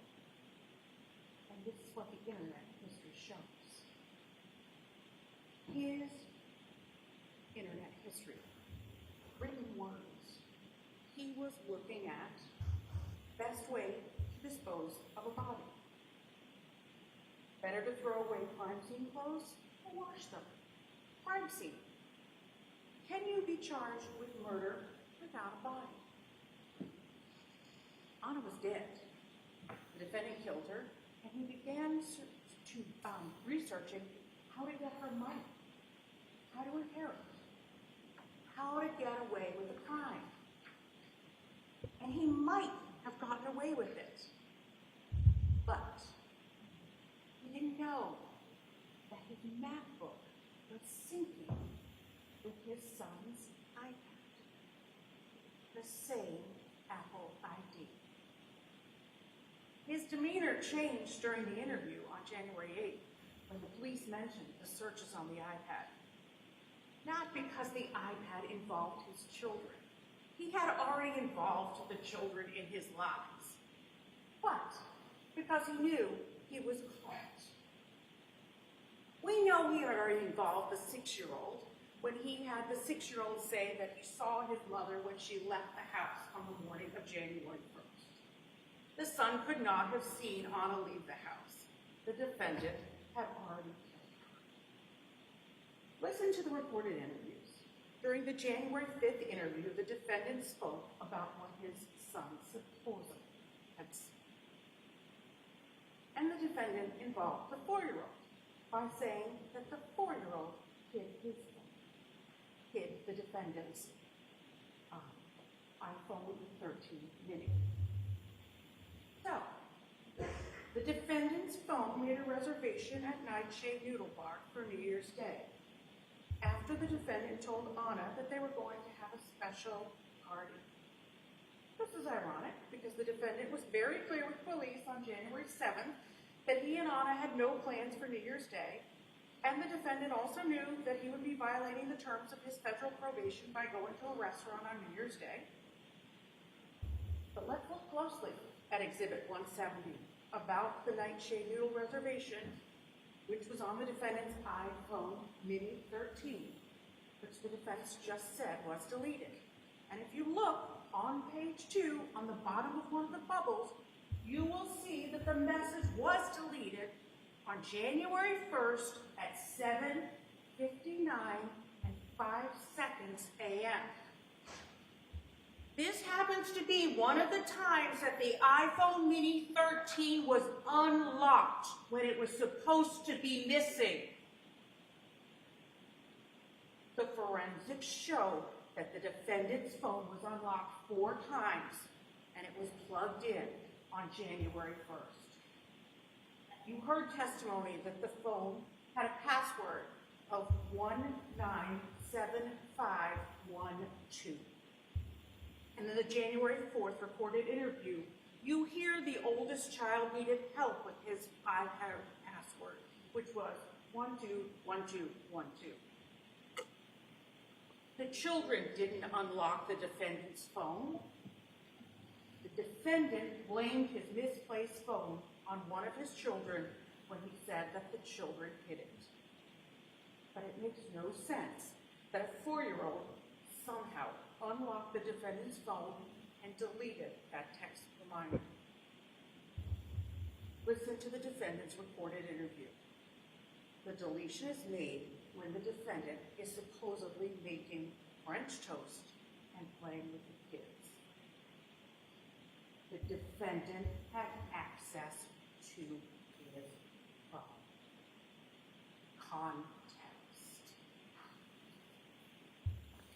The defendant also had access to 2 other phones when his phone was supposedly lost.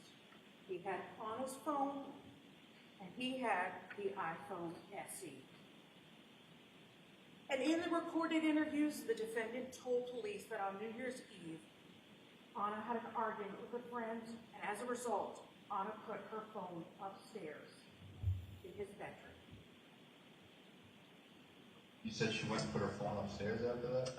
After that, she, let's say it's 10 or 15, then I remember her putting her phone upstairs because then she came back down without it. Was Thomas came down at one point and hung out with you? Yes. Yeah, exactly. Was this before, during, or after Thomas was participating as well? Oh yeah, Thomas went to bed at he went to bed and then he came over at like 9 or 10 or something. I think Anna took a bunch of photos. Jem and I don't have any because she didn't send them to us yet. But I think she sent one to Will Fasto. So that was when that's when the photo was taken about. So just maybe 10 o'clock or something like that. You know where upstairs she put her phone at that point? Yeah, on a bedstand. That's not what Jem said. Jem said that Anna was using her phone all night. Melissa Kirby texted with Anna. The defendant was telling investigators a story about Anna's phone. How else do we know that the defendant intended to kill Anna and had a plan for doing so? Look at his internet history. Look at what he did. The defendant set up an area in his basement where he surrounded it with plastic sheeting or a tie-back suit and dismembered his wife, the love of his life. Hacksaw, the best tool for dismembering a body. Then, the defendant got rid of Anna's body. He got rid of her belongings. He got rid of her clothes and a bag that he told police that she had, but she supposedly left on January 1st. He threw her in the garbage bags, tossed those garbage bags in different dumpsters, disposing of her body in the trash. Chatham West apartment rental, the Claremont apartment rental. And police confirmed this with the location data from the SE phone and the iPhone 13 mini. The evidence shows that the defendant did this to hide the fact that he murdered Anna. He could not let Anna's body be found because Anna didn't die of natural causes. The defendant murdered Anna, and then he had to hide the evidence of his crime. Look at his mindset, look at his internet history. Want to get away with murder? Use a special detergent. Can you be charged with murder without a body? Best way to dispose of body parts after murder. When you deliberate, look through the binder of the MacBook internet history. There are no searches of natural causes of death, sudden death, heart attack, aneurysm, stroke, or how to help your children when someone dies unexpectedly or goes missing. The defendant was not sad. Look at his demeanor in the surveillance videos. He's cool and calculating. He's calm. He had a plan.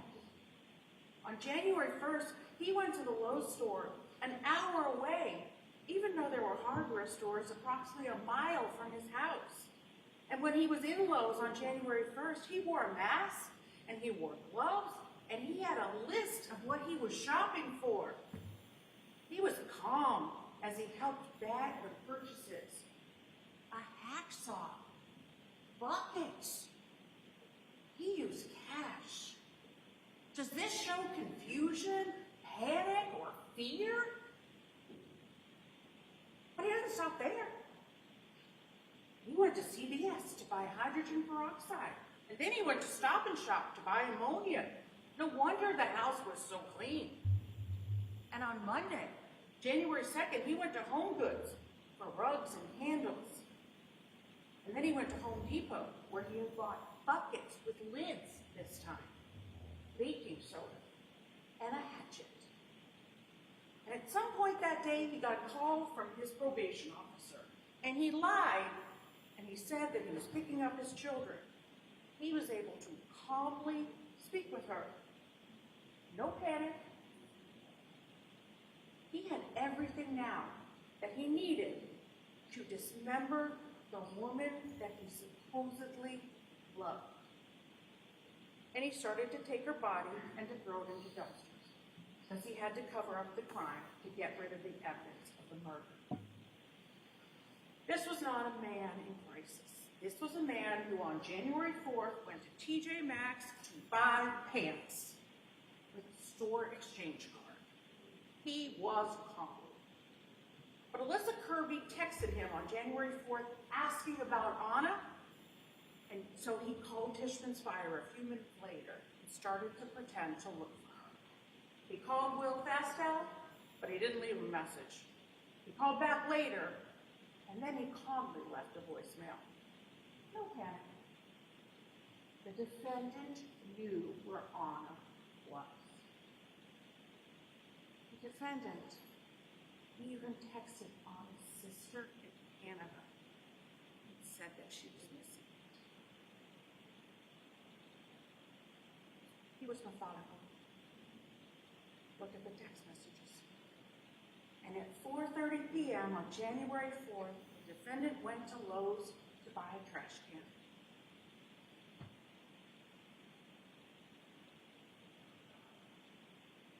Comfortable. Not panicked. The police were coming to the house soon to talk about Anna. And the defendant had the house ready. The police think his wife is in D.C. He had his phone ready, and he sent text messages to Anna, even though he knew she would never see him. Despite everything that he had done, on January 2nd, the defendant wrote a text message to Anna. I still love you. Ha ha. His joke. The defendant prevented anyone from ever finding Anna's body. There was no autopsy. Dr. Atkinson told you that the medical examiner can't do an autopsy without a body. And all that remains of Anna are a few hairs, some blood, and a few things that belong to her. A part of a necklace she often wore, her hunter boots, a black jacket, a purse, her COVID card, and a few other items in the dumpster his mother's apartment complex. The defendant searched his MacBook for a murder conviction without a bond. Please do not allow the defendant's self-serving act of dismembering and disposing of Tom's body to let him get away with this murder. At the start of this trial, we asked you to use your common sense. When you do that, when you analyze the evidence as you deliberate and continue to use your common sense, you will see that the evidence shows there is only one verdict. Find the defendant is guilty of the premeditated first-degree murder of Anna Walshe.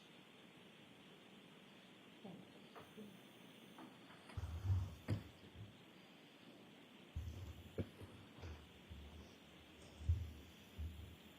I will see counsel at the side of the bench.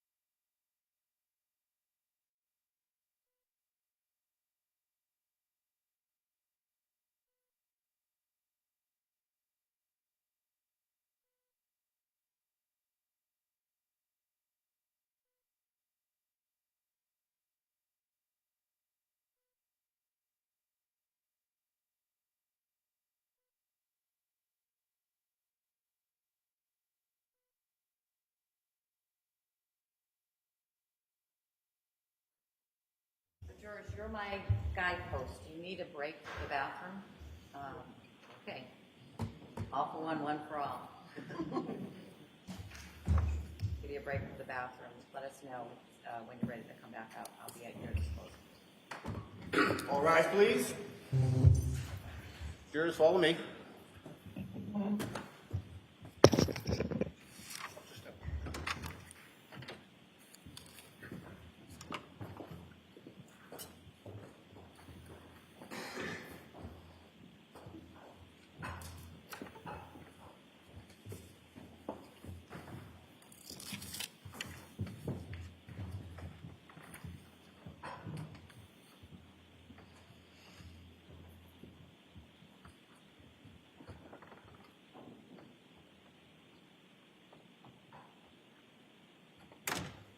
Seated.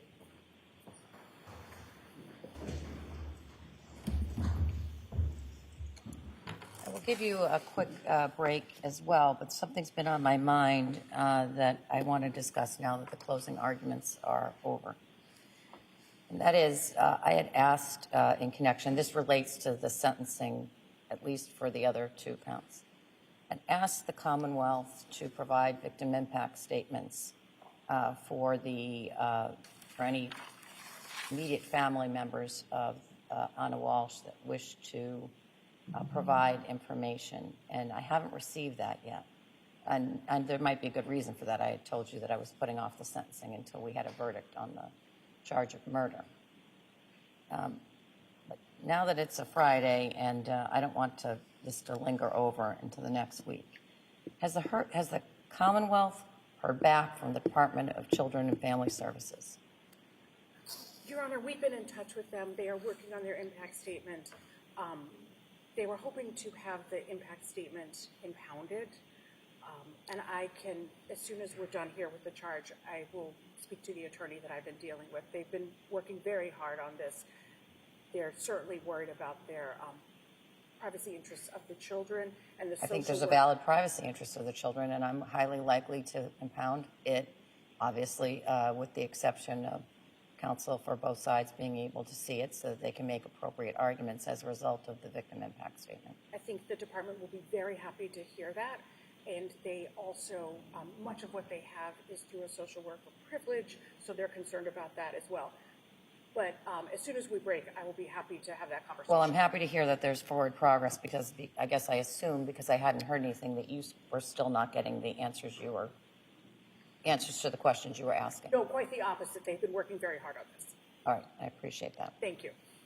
Anything anyone needs before I step off the bench briefly? Thank you. All rise.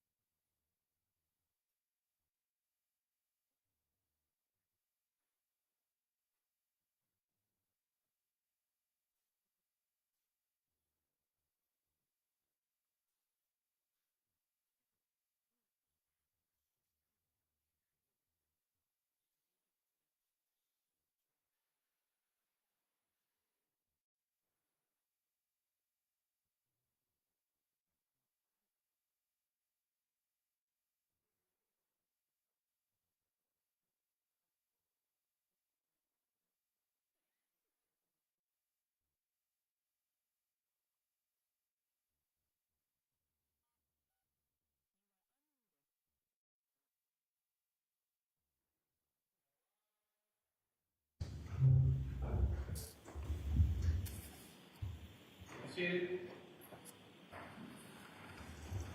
Stand up. Yes, please. Just so it's on the record, everybody saw the small edit I made to the verdict slip, and everyone's fine with it. Is that right? Everyone's nodding. Thank you.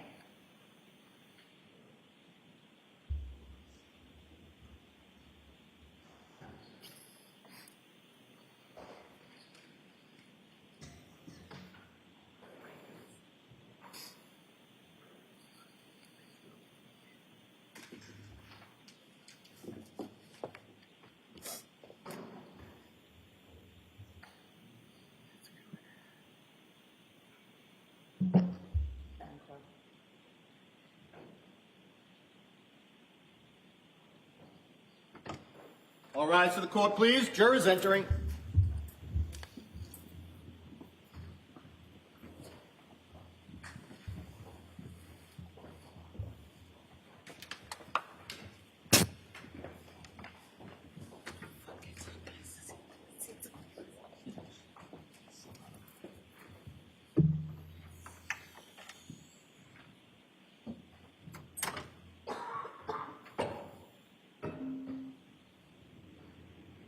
Court is back in session. You may be seated.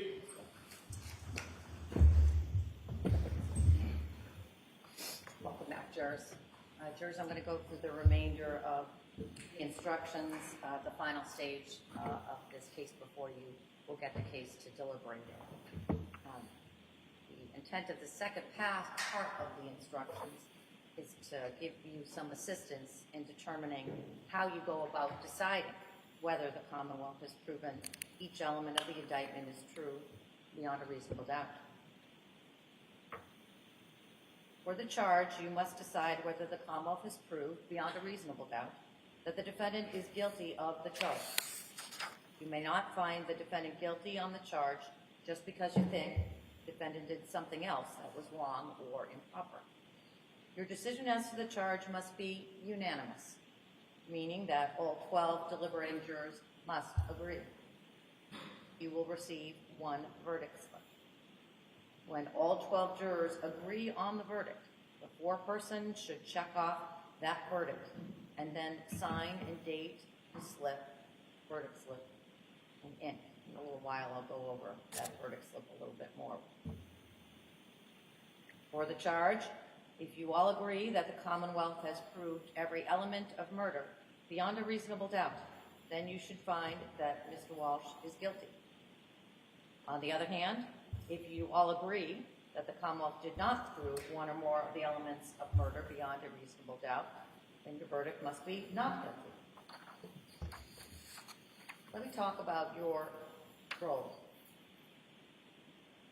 Jurors, you have the most important role in this trial because you will decide who and what to believe and whether the Commonwealth has proved Mr. Walsh's guilt beyond a reasonable doubt. You must be completely fair and impartial and unbiased in your work as jurors. Do not let your emotions, any kind of prejudice, or your personal likes or dislikes influence you in any way. Consider the evidence calmly and carefully. Do not be influenced by the nature of the charge or the possible consequences of your verdict. And do not let your personal feelings about any person, criminal charge, or anything else influence your decision. All parties who come before the court stand as equals before the bar of justice. That a case is brought in the name of the Commonwealth does not entitle the prosecutor to any special consideration. Your verdict must be based on the law as I have given it to you, and on the evidence and the facts as you find, and nothing else. By contrast, my job as the judge is to impose sentence if the defendant is found guilty. Therefore, you are not to consider the sentencing consequences of your verdict at all. That's not your responsibility. So please put any issues about sentencing out of your mind. Let me next talk about evaluating the evidence. you must decide this case based only on the evidence that was presented at trial. You may not decide this case based on anything else. Do not consider anything you have read, heard, or seen outside of this courtroom. Those things are not evidence, and you may not base your verdict on guesswork, speculation, or suspicion. Let me talk to the important topic of the defendant not testifying. As you know, Mr. Walshe did not testify in this case. You may not hold that against him. Mr. Walshe has an absolute right not to testify because, as I've explained, he is presumed to be innocent and does not need to do anything to convince you that he is innocent. It does not matter why Mr. Walshe did not testify. It's not relevant to what you must decide, which is whether the Commonwealth has proved, based on the evidence presented at trial, that Mr. Walshe is guilty beyond a reasonable doubt. The fact that Mr. Walshe did not testify is not evidence. You may not consider it or even discuss it in deciding this case. Let me next talk about witness credibility. During this trial, you've heard from a variety of witnesses. With reference to any and all witnesses who have testified before you, you have wide latitude. As a jury, you can believe every single word that a witness says on the witness stand, or you can disbelieve every single word that a witness says on the witness stand. You may decide to accept parts of a witness's testimony and to reject other parts of his or her testimony. That's for you and you alone to decide. If there are any conflicts in the testimony, it is your function to resolve that conflict and to determine where the truth lies. In evaluating the credibility of witnesses, you may use various tools.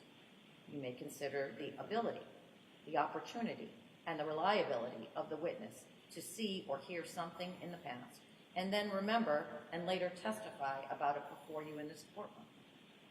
You may consider the conduct of the witness, his or her manner of testifying before you, any inconsistency you may have found in the witness's testimony, any interest the witness may have in the outcome of the proceedings, any bias or prejudice or hostility the witness may have demonstrated while testifying before you, the level of accuracy of the witnesses testifying before you, and the reliability of the testimony as it developed before you.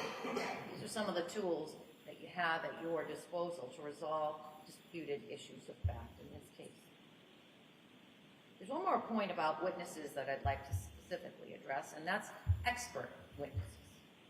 This term refers to witnesses who have specialized training or experience in a particular field, generally in cases that are tried in our courts, both civil and criminal. Witnesses may testify to facts that are within their own personal knowledge. That is, things they've personally seen or heard or felt. However, in a variety of cases, this one included, issues arise that are beyond the experience of laypersons. And in those types of cases, we allow a person with specialized training or experience, we call them expert witnesses, to testify not only to the facts, but to their opinions, the reasons for his or her opinions on issues that are within the witness's field of expertise and are relevant and material to the case. Because a particular witness has specialized training and experience in a field, doesn't put that witness on any higher level than any other witness. And you are to treat the expert witnesses just like you would treat any other witness. In other words, as with the other witnesses, it's completely up to you to decide whether you accept the testimony of the expert witnesses, including the opinions that those witnesses gave. It's also entirely up to you to decide whether you accept the facts relied on by the expert and to decide what conclusions, if any, you draw from the expert's testimony. You are free to reject the testimony and opinion of such witness in whole or in part if you determine that the witness's opinion is not based on sufficient education and experience, or that the testimony of the witness was motivated by some bias or interest in the case.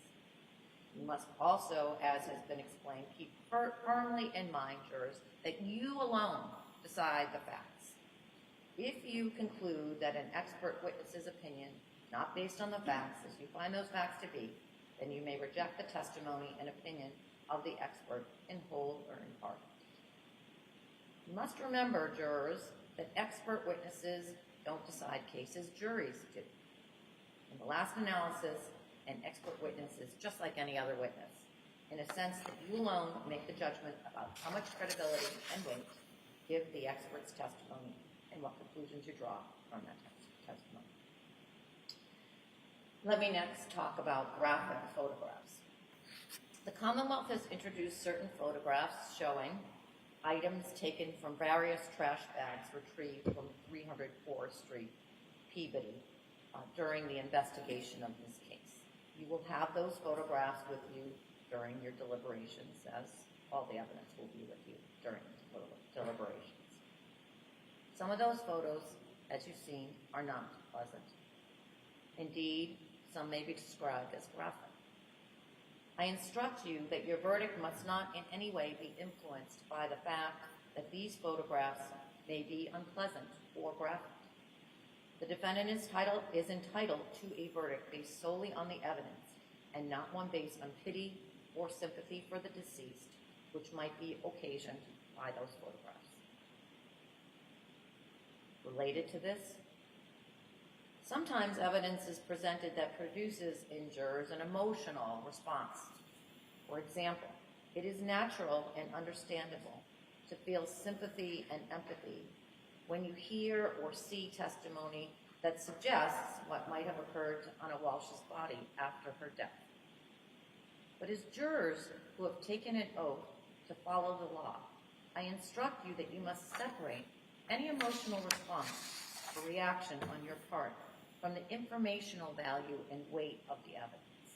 You must not be influenced in any way by the nature of some of the testimony and video evidence. You must find the facts in this case based only on the evidence. You can't find facts or base your decision, again, on sympathy, anger, passion or prejudice, or pity for or against either side in this case. Rather, again, jurors, your verdict must be based solely on the evidence in this case and my instructions on the law. So what is evidence? I told you earlier that repeatedly that you must decide this case based only on the evidence presented at trial.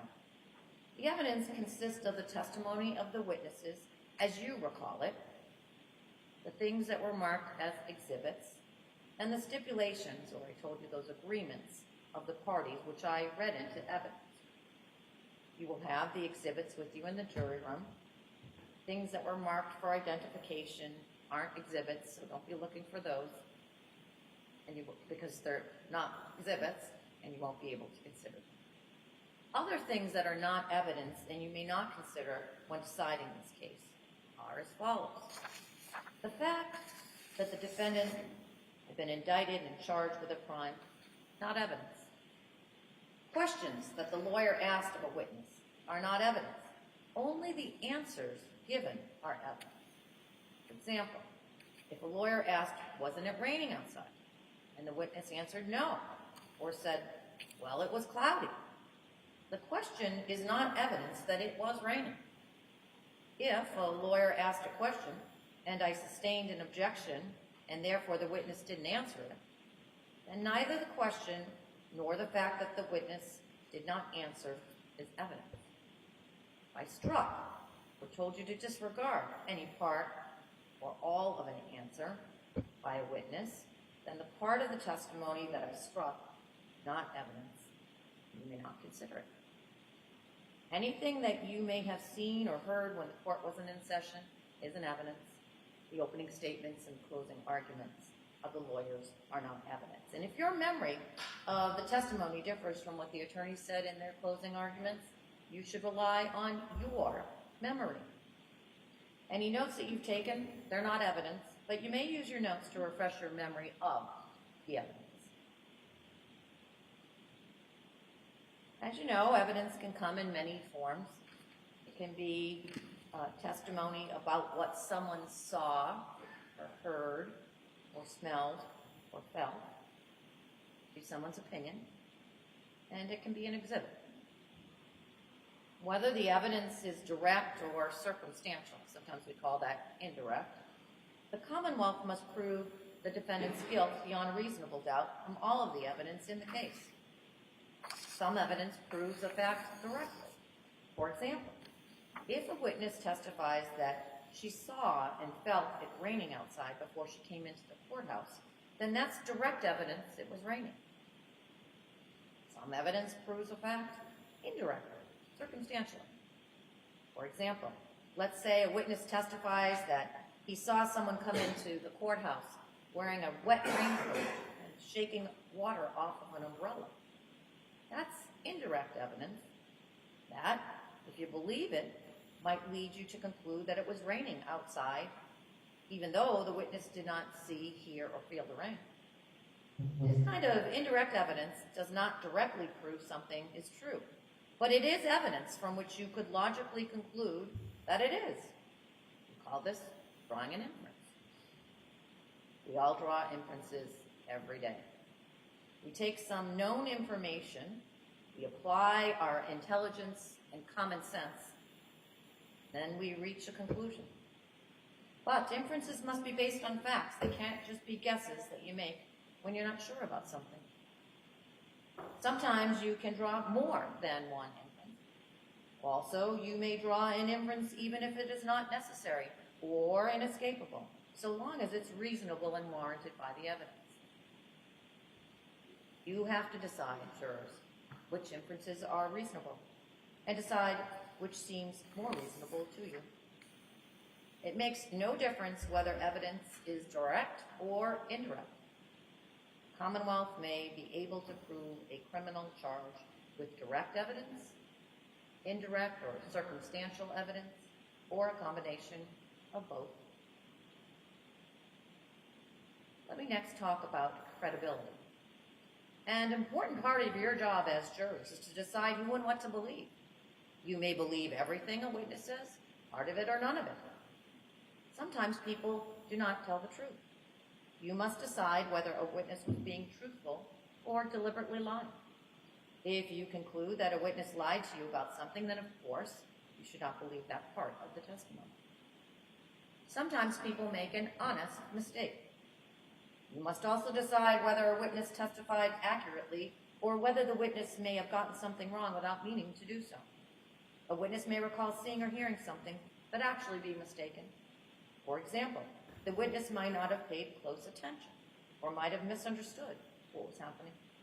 Or a witness's memory of what happened could be incorrect. If you conclude that a witness tried to be truthful, but that some part of that person's testimony was inaccurate, then you should not consider the inaccurate portion. How do you decide whether you believe a particular statement by a particular witness? Well, ask yourself, did the testimony seem reasonable or probable? Did the witness have a good chance to observe what happened? How much attention did the witness pay? Did the witness's memory seem accurate? Was the witness's testimony consistent with other evidence, or instead contradicted by other evidence? How did the witness behave and answer questions while on the witness stand? Did the witness have any motive for testifying in a certain way, or have any other bias that may have influenced the witness's testimony?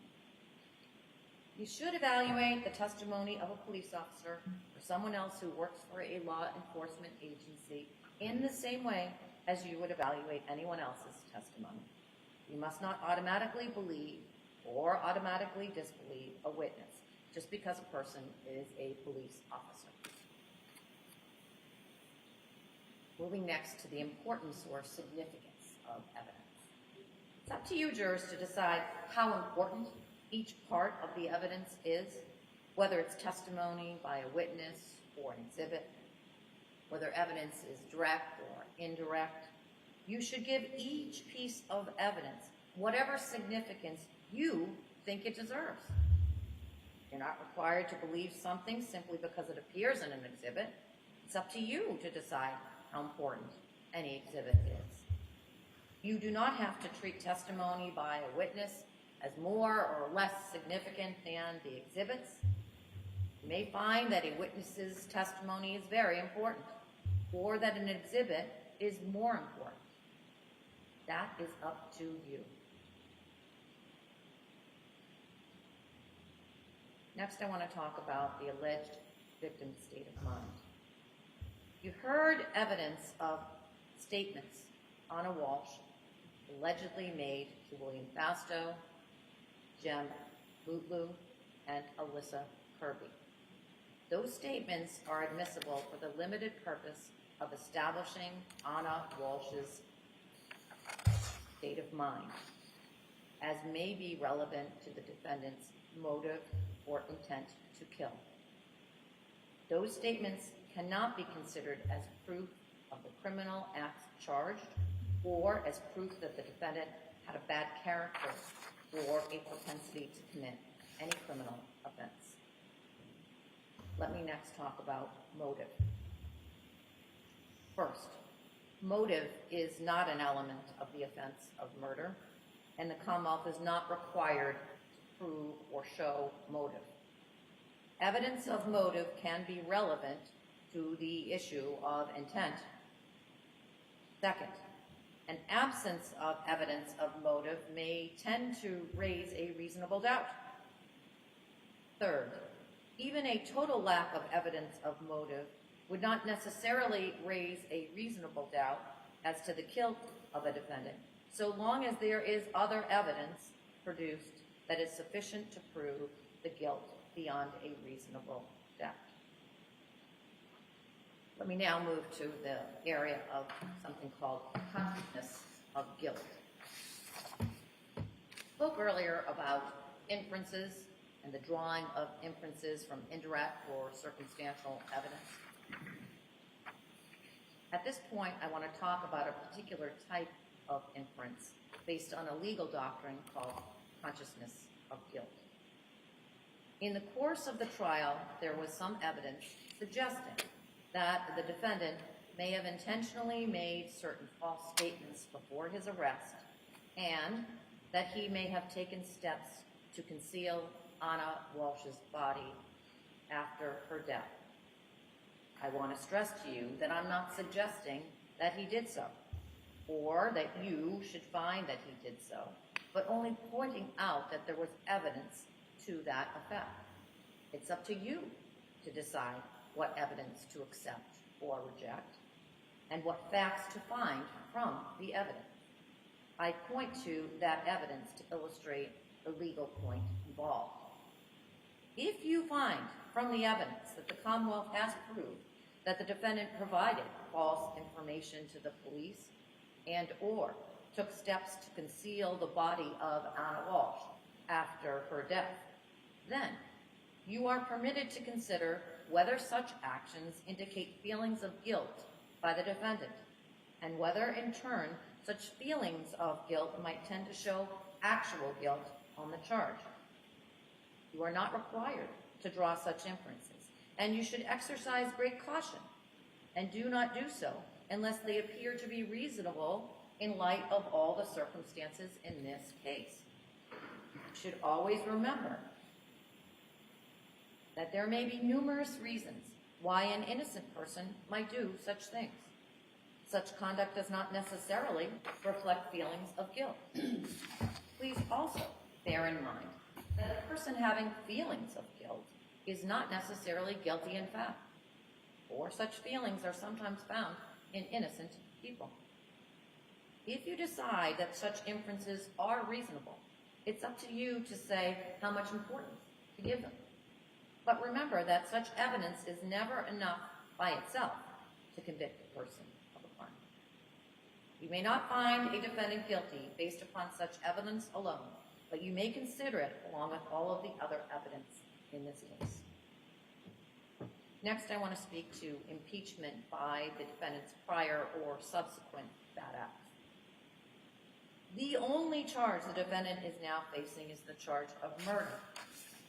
You have heard mention of other acts allegedly done by the defendant, namely, that he was charged in 2018 and sentenced in 2024 in a federal case involving art fraud, and or that he lied to the police, and or that he disposed of the body of Anna Walshe, and or that he lied to his federal probation officer. You may not take the defendant's prior or subsequent acts as a substitute for proof that he committed the crime charged, nor may you consider them as proof the defendant has a criminal personality or bad character. You may consider this evidence solely on the limited purpose of the motive, state of mind, intent, plan, or absence of mistake or accident on the part of the defendant. You may not consider this evidence for any other purpose. Specifically, you may not use it to conclude that if the defendant committed these other bad acts, that he must have also committed murder. It would be extremely unfair to consider this evidence for those purposes. Moving next to your notes. Many of you have taken notes during this trial. Your notes may help you remember the evidence, especially the testimony, but of course they're not an actual transcript or official recording of what was said. So use your notes only to help you remember what you saw and heard in the trial. Whether you took notes or you did not, you must rely on your own memory of what the witnesses told you. After the trial is over and you've returned your unanimous verdict, the court officer will collect your notes and I will order that they be destroyed. During the trial, the lawyers occasionally, as was appropriate, objected to questions posed by the witnesses. They may have asked to strike something or, in essence, erase something you saw or heard. When a lawyer believes that something would violate those rules of evidence we've talked about from the beginning, that's the only way they have to let me know. And so don't hold it any against the lawyers that they made such objections. It's part of their job. I want to next turn to fairness. Each of you has taken an oath and promised to be fair, and I'm sure you want to be fair, but that's not always easy. Part of being fair is being willing to examine your decision-making process to be sure that you base your decisions as jurors only on the evidence and the law. One difficulty comes from our own built-in expectations and assumptions, and they exist even if we're not aware of them. We all have them simply because we're human beings. They affect our actions and decisions without us even realizing it. As a judge, I have the same problem as everyone else. So let me share a few strategies that I found to be useful. These strategies will help you make sure that you decide this case based, again, only on a careful examination of the evidence and on the legal rules that I'm teaching to you. First, slow down. Do not rush to a decision. Take time to consider all of the evidence. Quick decisions are more likely to reflect stereotypes or assumptions about people that we might not even be aware of. Second, as you start to draw conclusions, consider not only the evidence that supports your conclusions, but also think carefully about any evidence that undermines or weakens those conclusions. Third, as you think about the people involved in this case, ask yourself, would my decision be different if the people were different? For example, what if the people involved were from different social or economic groups, or different ages, genders, gender identities, or sexual orientations, or came from a different racial or ethnic background? Fourth, listen to each other. Other jurors may have different points of view. If so, they may help you make sure you're focusing on the facts. Of course, other jurors could be influenced by their own unstated assumptions. So don't hesitate to share your views. You should participate actively, particularly if you think other jurors are overlooking or undervaluing evidence that you think is important. When you explain your thoughts to your fellow jurors, you help everyone focus on the evidence. If you do these things, then you'll play your part in reaching a decision that's as fair as is humanly possible, and that's your obligation as jurors. Now I'm going to move to giving you some instructions about how to conduct your deliberations. Privacy. The first point you need to know is that you must keep your deliberations secret. You should not tell anyone outside of the courtroom, not even me, anything about your deliberations. For example, please do not tell me or anyone else the results of any votes that you may have taken before you all agree on a unanimous verdict. You must not tell anyone about how your discussions are going or what other jurors are saying. If you need to communicate with me before you reach a unanimous verdict, you should send me a written note and a form that you all agree on. The court officers have it. It must be signed by your foreperson, and I will discuss your note with the lawyers, and then I will either send you a response in writing, more likely, or bring you into the courtroom, less likely, and respond to you in person. If you do send me a note, do not mention any votes that you have taken or anything else about your deliberations. Do not talk about this case unless all of you are present and no one else is in the room. If one of you needs to leave, even for a moment, the rest of you should stop deliberating until that juror returns. That includes the bathroom breaks, because I know that's right inside your spot. If we break for the day without you reaching a unanimous verdict, you must not communicate with the other jurors about this case until the next day, only after we gather in the courtroom, and I ask you to resume your deliberations. As you work to decide this case and until I accept your verdict, you must not communicate with anyone else about the case except each other. And you must not do any kind of research about this case. You may not do so in any way, including with electronic devices, a cell phone or a tablet. This also will apply to the alternate jurors. We talk about those alternate jurors. The law permits only 12 jurors to participate in deciding a criminal case. There are 16 of you here. So in a few moments, our clerk is going to randomly select 4 of you to be what we call alternate jurors. The other 12 of you will work together to decide this case. We chose 16 of you originally in the case, just in case one or more of you got sick or needed or had some other unexpected emergency. If you are chosen as an alternate, your continuing service is still very important, and you must comply with all of the rules that I placed on you. The alternate jurors will stay in another room, and you can't have your own private deliberation. You can't discuss the case with each other or with anyone else for obvious reasons. If we lose a deliberating juror in the group of 12 because of some personal emergency or sickness, then I will send one of the alternates into the jury room. If this happens, the deliberating jury will have to restart its discussions from the beginning. One of you is going to serve as the foreperson of this jury, and we will discuss who that foreperson is going to be in a moment. Foreperson will make sure that each of you has the chance to speak and that the other jurors listen to you respectfully. But the foreperson's opinion about the case is no more important than the opinion of all of the other jurors. Once you agree on a verdict, the foreperson will fill out the verdict slip and will report your verdict in court.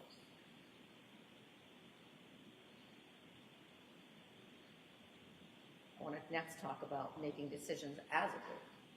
When you work together as a jury, you will be making decisions as a group. This kind of decision-making is very valuable. Why do I say that? When a jury hears and sees evidence, each juror acts as a safeguard for the others. For example, someone else may recall evidence that you missed, and each of you will have insights that will help the other jurors make sense of the evidence and reach a verdict. No member of the jury is more or less qualified than any other juror to decide who and what to believe. You've all heard the same evidence, listened to the same witnesses, and looked at the same exhibits.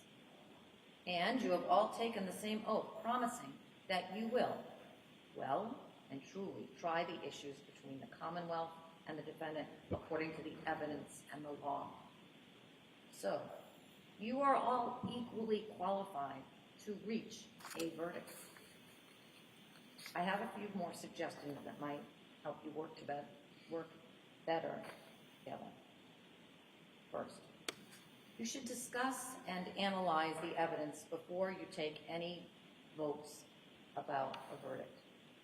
Voting first could keep you from discussing the issues and hearing other people's perspectives before making up your own mind. Second, I encourage you to discuss not only the evidence you think supports your view of the case, but also what evidence you think might lead you to make a different decision. Third, as jurors, and as the other jurors talk about the evidence that they found important, listen. In order for this process to work fairly, each of you should hear every other juror's insights and ideas. Please be open to them, since they might influence your own thinking. Fourth, don't be shy. As in any group, some of you may feel more comfortable than others sharing your thoughts, but you must have the benefit of everyone's input to help you reach a just verdict. For example, you may be the only one that remembers a particular piece of evidence or has a particular point of view.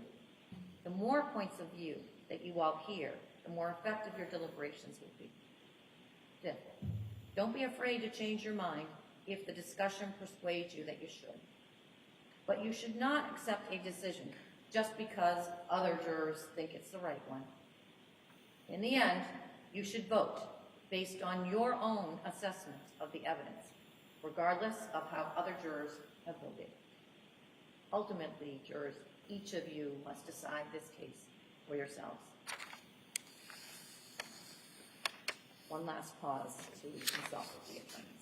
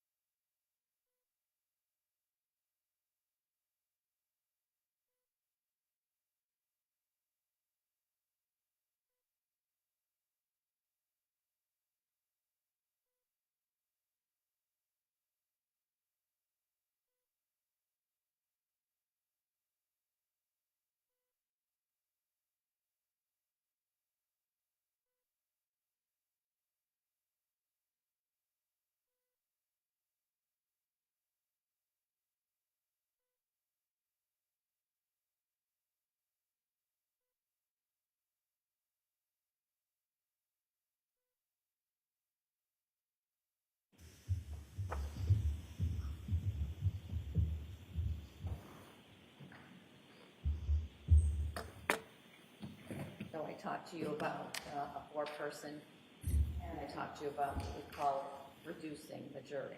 That is, reducing you down from 16 to 12. I'm appointing juror number 138 in seat number 6 as the foreperson of this jury.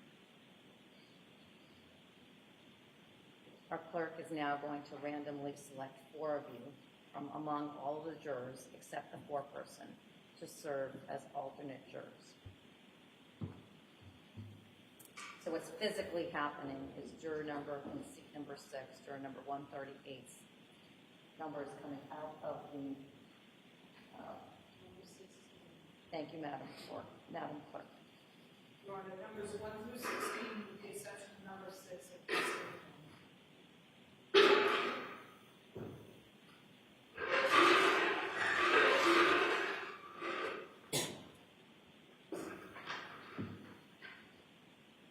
Your Honor, our first alternate is a juror in seat number 12.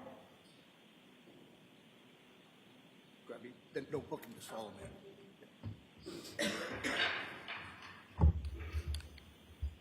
Our next alternate is a juror in seat number 5.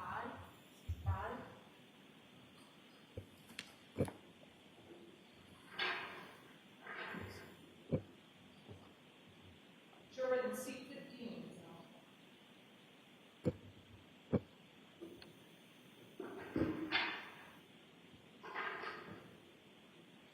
And our last alternate, Your Honor, is juror in seat number 11.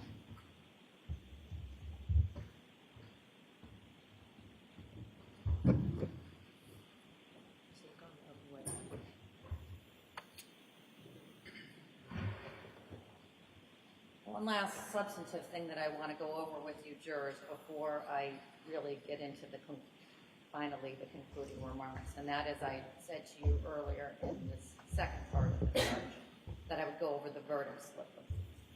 There is a verdict slip, and I know that you can't, unless you have stellar vision, you can't see it from where you are, but you can get the layout of it. I'll read it to you. The verdict slip reads, count 001, on or about January 1st, 2023. And it puts the charge, murder in the first degree with deliberate premeditation. That is the charge. We, the jury, find the defendant, and there are three options. Not guilty, guilty as charged, murder in the first degree, guilty of murder in the second degree. And there's a place to sign it and date it. And again, the foreperson in pen, not pencil. This time, Madam Clerk, I'm going to ask you to swear in the court officers. Do each of you solemnly swear or affirm that you will take charge of this jury, keep them in some secluded places where they be. Each not speak to them or suffer anyone else to speak to them except by order of the court or ask that they be meeting. Say I will. So now the deliberating jurors, the 12 of you, are going to go and start your private discussions. Have confidence in what you are about to do. By serving on this jury, you carry out a long and proud tradition of citizens of the Commonwealth of Massachusetts serving on jury trials and deciding criminal cases. If you are honest, thoughtful, and fair, you will be able to reach a fair and just verdict, dictated by your logic, without bias, without prejudice or sympathy, and not prompted by any facts except those that you've heard here in the courtroom during this trial. All we expect from you jurors is that you decide this case with integrity and principle. And with that, I'll ask you and let you go back to the deliberation room to begin your work. Thank you very much. Court, all rise, please. Jurors, take your notebooks with you and follow me.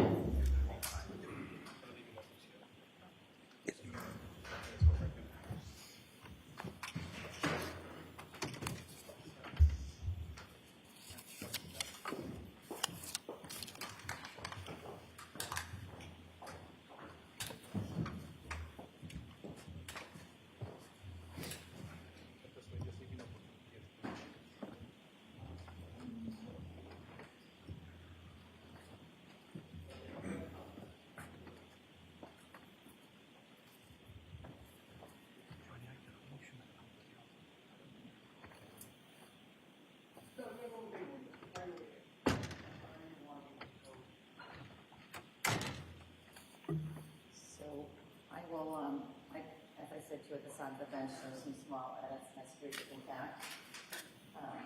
You may see some small edits that I need to make to the instruction, and I'll make those now, take the draft off, make sure the numbers are all right for the index that goes down with them. Anything else that the parties need to bring to my attention before I do that? We received materials to secure those items, and we're going to work on Can I that. see that? Are they been secured yet, or you're going to? We're going to secure them. I haven't had the opportunity yet. All right, let Madam Clerk know when that's done, because I do want to take a look at those before they go in. And of course, our court staff as well, court officers might want to take a look at those to make sure that they're comfortable with what's going into the jury room. And we thought we'd cut up pieces of parchment paper for the jurors if they need to examine anything that they can place on their table.